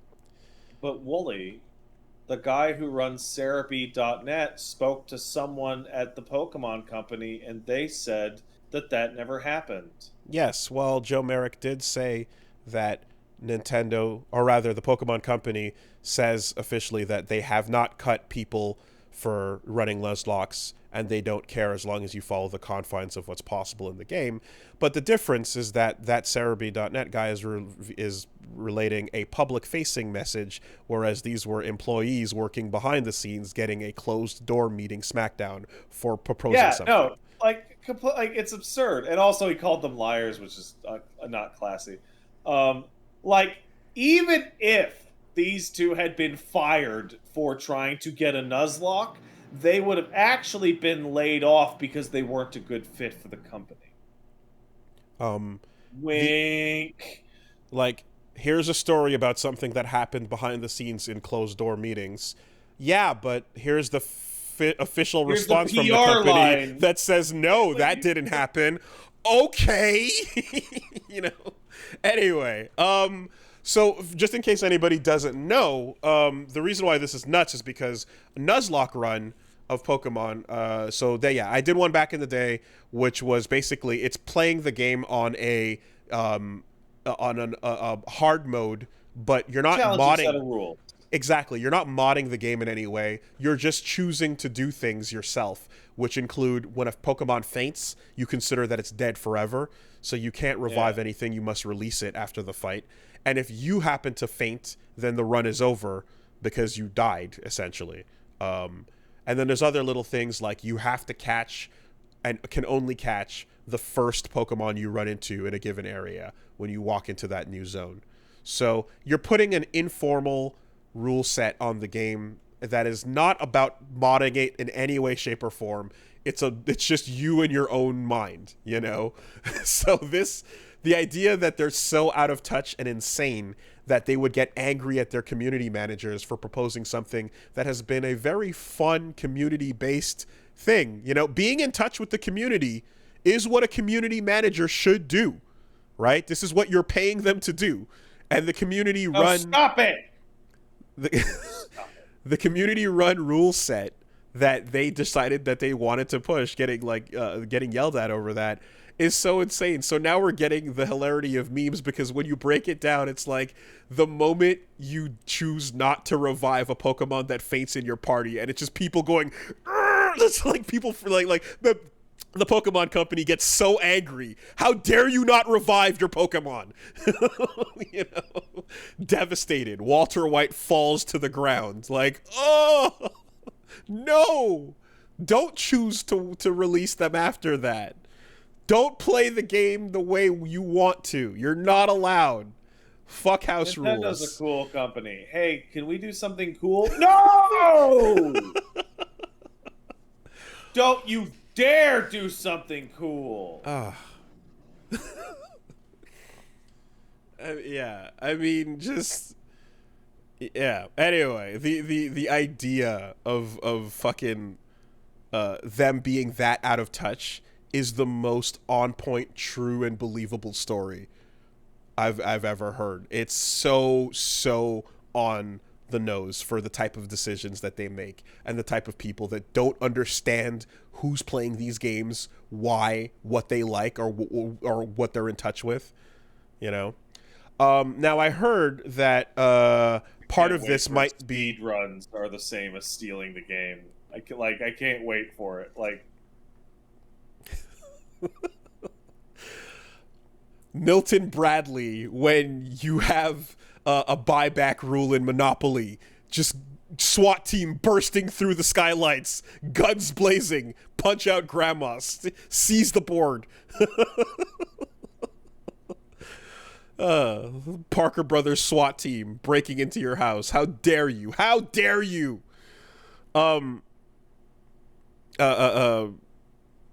Fuck, I was gonna say something else about it, but anyway, yeah. Oh yeah, no, that's what it was. I saw that like some people were saying maybe the fact that actual modded Nuzlocke runs that were like hacks in the game and randomizers did then lead to them thinking all of them are bad and all of them are mods, and how dare you propose such a thing. And that's just one step removed from being almost quite as out of touch. Exactly, because that still shows that you don't know the one thing that, like, it's your job. It's literally your job. This is your product. How the fuck do you not know the difference between a modded version of this game with randomizers versus something that people just do on their own on an official cartridge for fun? You know, and then getting mad at community organizers for like them knowing that difference and you not is just ridiculous incompetence. So this is a hilariously stupid story, and whatever the fucking PR line is going to be is like, yeah. Oh, okay, it's going to be the same buy that things. horseshit if you never want. had any problems with Nuzlocke, and these people left under different circumstances, and we are disappointed to see that they are characterizing Nintendo or the Pokemon Company in this way. By the way, our lawyer said to say this next part, we in no way fucking condemn don't hack the games, we'll kill you. Yep. We'll fucking kill you. And remember, the next time some real dumb decision goes off and you don't understand why, these are the same brains making those decisions. The same minds that are doing this now are also going to confuse you later when other things you don't get happen. Good shit. Those kids letting their Pokemon stay fainted. Well, Arrest them.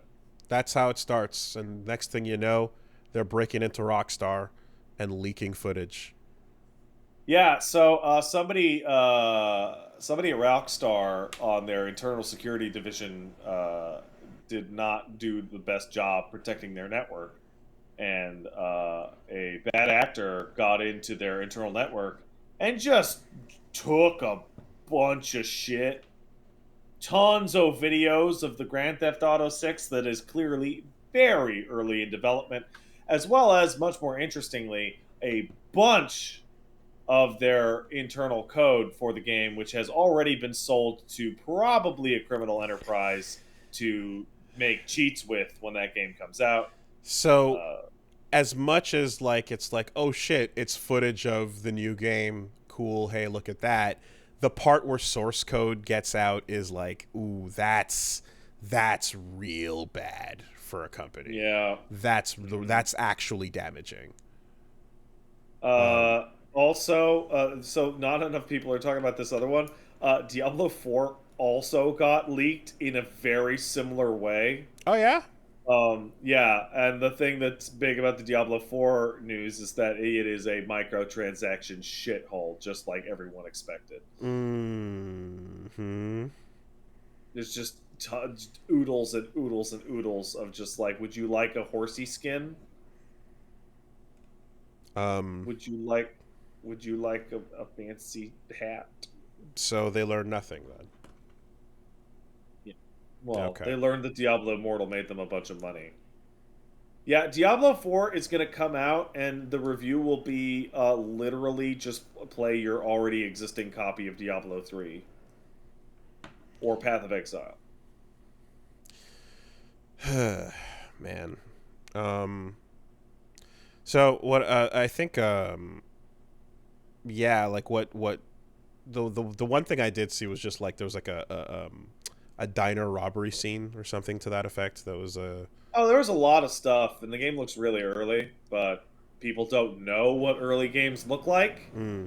So the reactions was like, "Why does Grand Theft Auto 6 look like such shit?" It's well, like you because see, it's like bordering on gray box, okay, man. It's the like placeholder text in the strings, but of all the worst possible games to hit like a casual misunderstanding level of news, oh, it's this one, yeah. you know, so yeah, no, that source code shit though. That's bad. That's rough. That's no good. That's bad. So we'll see what happened. And then they put out a statement basically going, "Hey, yeah, you know, the equivalent of what was it? We all saw some things we weren't supposed to see." Yeah, I forgot who said that, but this is good. I like that. yeah, but you'll see more when it's time, when it's ready. Hey, did you see the hot new Overwatch news? About the locked characters. Yeah, Yeah, you're gonna have to unlock your characters um, via Battle Pass but uh, when for all the new characters that are gonna be in the game. Wooly, I thought this is my favorite part about Overwatch, by the way, by far, which is when Overwatch came out, they made these huge, huge amounts of documentary and style footage about how the game works and how they intend the game to be played. And like literally every decision since then has flown in the face of it. I thought Overwatch was all about counterpicking your opposing team's team. But wait, never mind. We're actually going to lock you into characters at the start of the match. No, wait, never mind. We're going to lock you into characters at the start of the match, most of which you can't play as counter picks because you haven't spent the money to unlock the battle pass early. So here's where this gets weird, though, is it's free to play now, so you can change the rules of what you give people based on the fact that they're committing to nothing to start it out. But Yeah, you can it make the characters at the end of the pass pay to win. and it wasn't like that before. So going into it, you'd expect that it's going to be a counterplay based, as you mentioned. But like, is League the one that gives you a rotation, but no, everyone's free and it's all cosmetic purchases, and That's Dota's the Dota. one. Okay, Dota's the free one. okay, because that's where I'm like, how do they handle the idea of balance and not everybody having access to the characters? Dota doesn't need to because everything is free. League handles it by having a rotation of free characters, Right. So and then you spend your gold or your points or whatever to grab a character for free or buying one. so is what Overwatch switching to not similar to what League is doing as opposed to what it was before?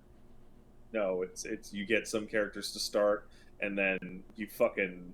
I don't think it has a rotation. I think it's just unlock the characters in the pass. Which is also multiversus, right? No, because Multiversus has the rotation. Does Hey, people in the chat would know? Does Overwatch 2 have a free rotation, or is it just here's your starter characters? Because all previous characters unlocked by No, default. no rotation. No rotation. No rotation. There's Okay. the starter characters and then the good characters. Okay. Also, Like, to me, the moment a game is free to play, you're allowed to fuck around with that stuff. It seems like. So yeah, but then you have to compare it to its own competitors in its own genre. that's what Right? I'm uninformed And on. this is Yeah. like the worst one so far. Also, my favorite thing is that Okay. now that we all have the diversity chart Of math, course. we can look at the new character Kimiko through the lens of the diversity quota. And as somebody pointed out, What's the score? um, Blizzard going through all the rigmarole to desperately make sure their characters are diverse, only to end up with 3 Japanese characters who are all ninjas, is pretty fucking funny. Is that what's going on? I just saw the Junker Queen. I didn't see the others. She is a support ninja. Okay. And her fucking backstory thing reads like a tourist trap guide. It's fucking hilarious. Yeah, what the fuck? Brr. I don't know what the unlock shit is for like paladins or what was that other one there? Smite. Paladins. So almost all of them is free rotation plus unlocks. Like Dota is everyone's free. Everybody else is free rotation plus unlocks. Blizzard is starter cast and then more cast plus unlocks. Later. Right. Okay. Which is like, okay. Well, yeah, it's weird to go from a like regular purchase whatever game to B2P to F2P for a sequel. It's already kind of strange, but I guess the thought there is we can't compete with battle royale games that cost you nothing, and and say drop this cash up front. We gotta in the attention economy.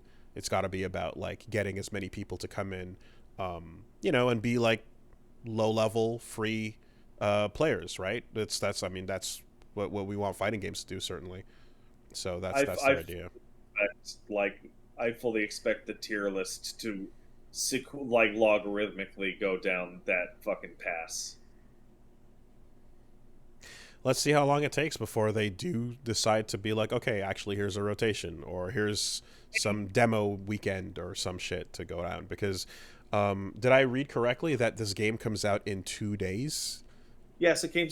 So I was about to mention, did you know the game comes out in 2 days? Because I did not know that until somebody in the chat mentioned it. I thought I just saw that it's coming out in 2 days. Woo! Literally didn't even know. Man. Literally. Man. I had so much fun.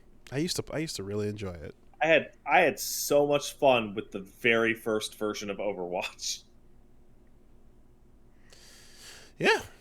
Yeah, no, it was that was a good time. It was a brief, solid ass time. Anyway, let's take some letters. Oh, it's October 4th. Somebody lied to me. Somebody said it's in 2 weeks. My mistake. Okay. I still don't care. All right, if you want to send in a letter, send it to castlesuperbeastmail@gmail.com. That's castlesuperbeastmail@gmail.com. That's mail like the post office, not the gender. Jeremy says, Dear Castle Super Beast, when Pat mentioned that his wife got him to watch Mamma Mia, a wave of repressed memories unlocked right before me. Back when I was going through my elementary and middle school years, Mom would play this goddamn movie on repeat over and over and over and over and over. She was able to then convince my little sister to watch the film, who too would also watch it over and over and over and over and over. Oh my God. This further encouraged my mom to play the movie again over and over and over for the years, with the sole motivation to just listen to all the musical aspects. They would both constantly sing the lyrics to the music when doing all of their daily activities around the house. And when they finally got bored of doing that, she fast-forwarded through the songs and eventually just bought the soundtrack and began playing that every time she cooked and cleaned the house. In particular, the 2 songs she loved the most were Honey Honey and, of course, Mamma Mia. I still remember chunks of those songs, and now that Pat has reminded me of the film, the lyrics of those songs are on repeat in my head, and I'm desperately trying to listen to anything other to drown them out. Do you have any songs or films that you can remember by heart, but hate the fact that you know them so well? Yeah, my household had, with my sister, a Little Mermaid problem, and then a Aladdin problem with my brother and I, in which those films were just gonna be on literally whenever any of us were alive. I've never been that kid. I've never been the kid that just rewatched the same thing. I always like there's there's things that I liked, but like I got into like like Mighty Mouse, for example. But it would always be like, oh, let's check out like a new. I got a new cassette with more Mighty Mouse on it, and shit like that. Like, yeah, I Yeah, I remember we had this discussion a while ago in which I found out like a couple years ago you don't replay games ever, which is strange to me because I replay games that are very old or just like as a form of comfort. Like the familiarity is very pleasant to me. yeah. It's rare for me. I'll dive in a little bit sometimes for something in particular. So, for example, a game like Disco, like I'm diving in to try and get particular outcomes and see different things.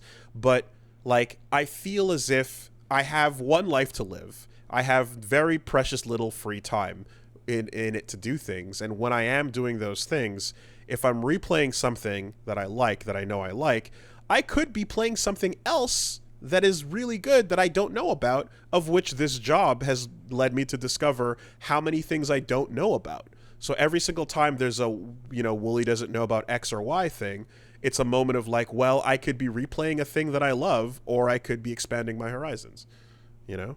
And I put infinitely more emphasis and weight on expanding my horizons, seeing a movie I've never seen, reading a thing I've never read versus repeat experiences. Yeah, absolutely. I completely understand that, and for the most part, I'm on board. But sometimes you just want something you absolutely know quite Mm-hmm. well and are familiar with. Now, granted, running this like I've listened to songs on repeat, Mm-hmm. but not for multi-year periods. Mm-hmm. Like not like um I'm sorry, person who mailed in. That sounds like a nightmare. Um, yeah, Wooly, how many times have you watched Gurren Lagann? The first time when it came out, episode by episode, and then the second time when I showed it to Punch Mom. Yep. No, you're not gonna beat him on this one, guys. He's consistent. It's why the Mass Effect discussion is so strange. Because everybody else is like, well, you'll just replay it and get the different outcomes. And Wooly's like, nah, I'm not going to do that. You've already played Mass Effect 1 twice. That's weird. Sat Why would through you play Mass technically, but Effect 1 twice? yeah. No, that's it. That's it. Yeah. Granted, you'll play the match of a fighting game Yeah. 800,000 times. Well, that's it. And what about fighting games? It's like, well, I don't know. What do you consider a chessboard or a game of Go, right? Like, it's practically more leisure activity of than it is media consumption. Yeah, But and that's where the in between. So like when I go back and play a different Resident Evil game, like, am I fucking around with it? Am I trying something new, etc.? If I go and I play Into the Breach a different time, I'm doing a different run, and this is where roguelikes get me to do the most replaying out of any genre. Well, they're designed that way. That's their whole shtick. And also, it's not a replay because this time my run has a new thing that I didn't have before, you know? Yeah. But generally speaking, when it comes to like actually just re-experiencing something, I'm definitely going to lean more towards like trying out something new. And that's why you need to get into Fortnite, because not only is every drop different, every season is a completely new battle royale. Damn, that's crazy. I heard that game's good. It's What like a fighting game, but good. what if I can't aim? That's fine. There's children. You beat them up. Okay. You beat up the kids.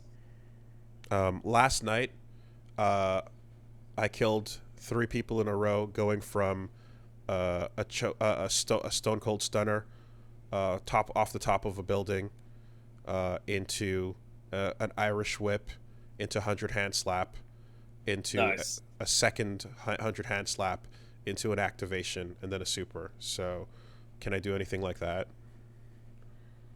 Yeah, you can shoot them and then gentrify your position when they shoot back at you. I think I want to give credit to friend of the show, Gene Park, for being the first person I saw to use the phrase gentrifying your spot when somebody shoots at you. That's great.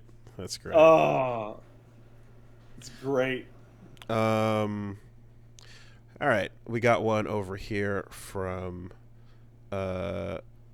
Josh, who says, "Dear CSB, I have terrible internet, and the options in my area are satellite. Tried it, never going back. My current service, which struggles to maintain even sub 10 megs down on good days. In addition to this, unless I want to set my consoles up in the kitchen, I can't hardwire my connection.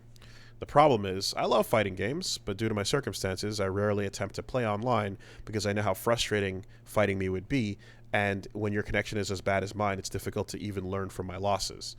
What the hell do I do? There isn't really a local scene for my game of choice, which is Tekken, and I can't really liquidate all my funds to move up somewhere just so I can get my Steve Fox going. Should I just give up? Thanks for your input." Yes. You should give up on fighting games.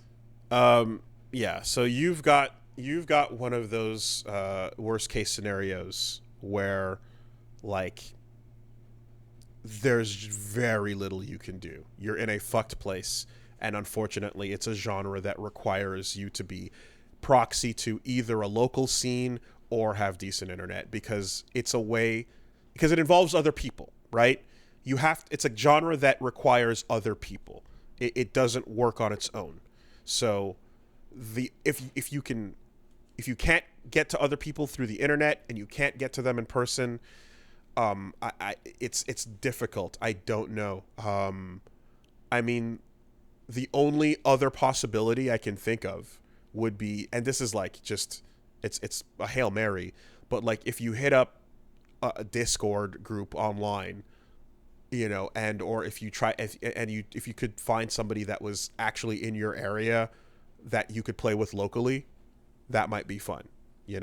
If you had someone that was like a nearby, up on Craigslist and be like, need person to play fighting games. Please don't rob my house. That's going like way further than a game should ask you to go to find ways to play with people. And that's a huge bummer. That fucking sucks. Yeah, these are the cases where I don't have there's no perfect solution. But like for me personally, if I'm someone that like loves them as much as I do, I would try to find people through Discord, Tekken Discord for who was in my area, and try to see if I could play with them. Somebody in chat actually has a really good idea. What you need to do is hop on Tinder and Bumble. Right. Put your preferences to all and just have it in your profile. Do you want to play Melty Blood with me? So, and in complete honesty, Tekken in Montreal, like, there was a point in time when I wanted to like get good at Tekken, where like there were no like public known locals going on. The way I found out about them was like peripherally through like Street Fighter people, and then like at tournaments that we'd have, like majors, there'd be like a group of Tekken players that would come and bring a copy and play, and I'd be like, oh shit, yo, where are you guys at? What do you guys do? And then I kind of found out that like, oh, they met at this one guy's house, and they had a really like chill vibe, but you had to kind of like meet that friend group at an event and be like, oh, you guys are here, I didn't know you existed, and then go do that. Now that is not that it in the end it was really cool and chill to go play weeklies at that dude's house, but like it also is just asking a lot of the average person to find that type of situation, so yeah, that's all I can really say though, is like if anyone in your area is down for playing some local sets, you can try that, but otherwise it's gonna be a shitty situation until you move, and I don't have an easier answer than that. Alternatively, you can be that guy that says, hey, if anyone else is looking for games, I live in this area, you can come play. But for the record, if somebody is talking about any kind of life situation and they have to ask the question, should I give up on fighting games? I'm just going to let you know that my answer to that is going to be yes. Yes. For the foreseeable future going forward. Yes, you need everyone to join you. That's correct. That's it. You know, understandable. That will always be the case. In the meantime, I'm going to tell you that, you know, you might have to work a little to get a solution going. It's not impossible, but depends on, you know, what you're willing to do. So you think about what Wooly just said very carefully and then realize that if you gave up right now, you would already have given up. I say the fact that you're asking the fact that you're asking shows that you're there's something inside that no, anyway, no. I'm not it. You might have to. But do a little check. See if anyone else is around you that's in a similar bind. That's it. That's the best I can think of. More importantly, if people are around you that want to play fighting games, make sure that you're already better than they are. Because if there's only 2 guys in your town to play games with and they're way better than you, you might as well just quit right now. Or you can meet up with them and try to get them to quit too. Yeah, get them to quit. This includes nearby college campuses, by the way. There might be people playing in those situations. I really just need to start like titling my fucking FF14 streams as "Get Out of Fighting Games." Yeah, that's why I mean that's a gag that I was gonna do something with. But like, yes, "Get Out of Fighting Games" has been a thing on the channel for a bit now. The retirement home awaits. Christ. Streaming Street Fighter 6 closed beta. Stop playing fighting games. I tricked you. I tricked you all. Just you ever just see... stop it.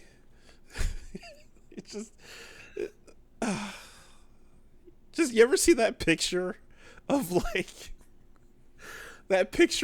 the noose and like the surrounding environment is just like in this case it would just be like just arcade sticks and a stack of fighting games and bullshit, and then inside of it is just a screenshot of FF14. It's good. I like that. Just do it. Do it.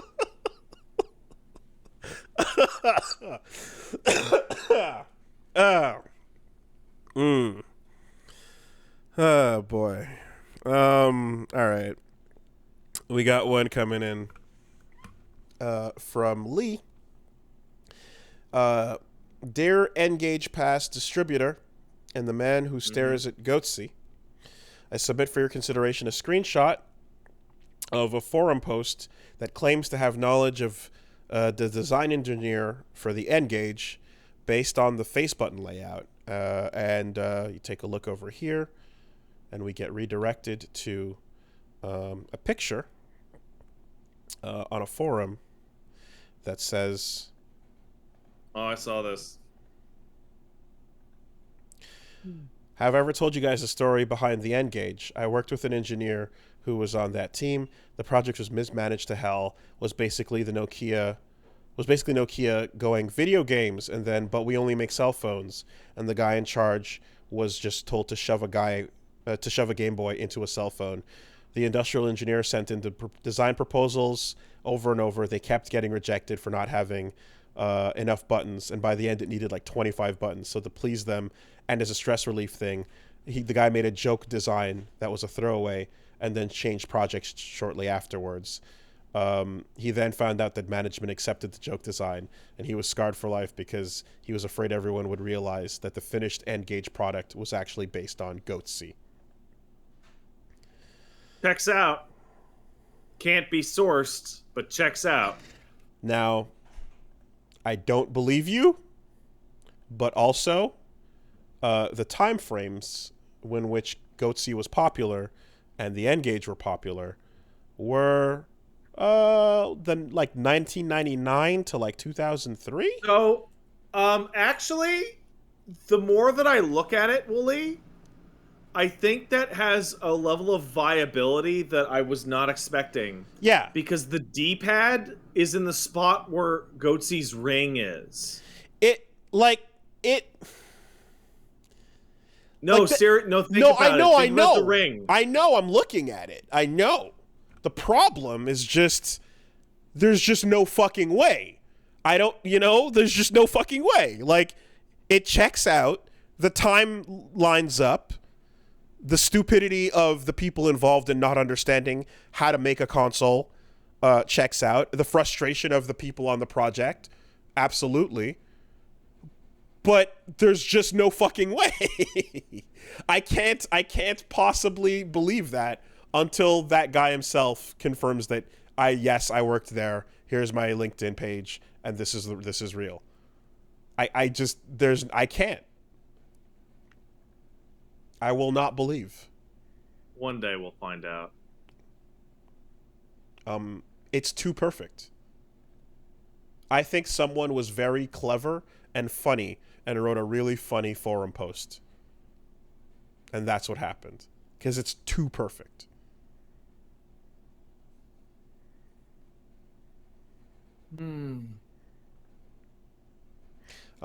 Now, for those of you who don't know, the NGage is an old Nokia console phone, and Goatse is Goatse.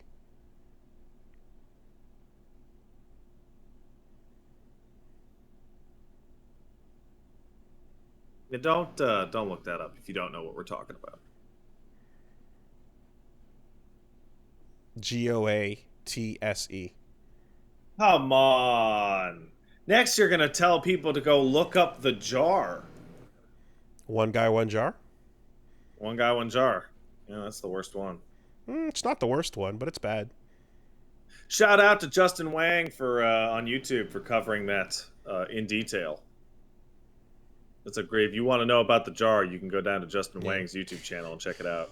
Anyway, guys, old internet, some of you have been around long enough to have heard about the legacy. Otherwise, some of you are hearing about it for the first time. There's a whole generation of people that don't know. And you don't have to find out. I'm telling you right now. You really don't. It's actually vitally important that you don't find out. But, just like everything and anything, it's right there waiting to not be discovered. So. All right. Well, enjoy that, everyone. Stare deep into the NGage screen as you ponder. And then hold it sideways to your head, because you're side-talking.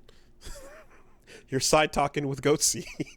Hey, you know what? You know what you can look. You know what you can find if you look deep enough into that hole. You can see fighting games.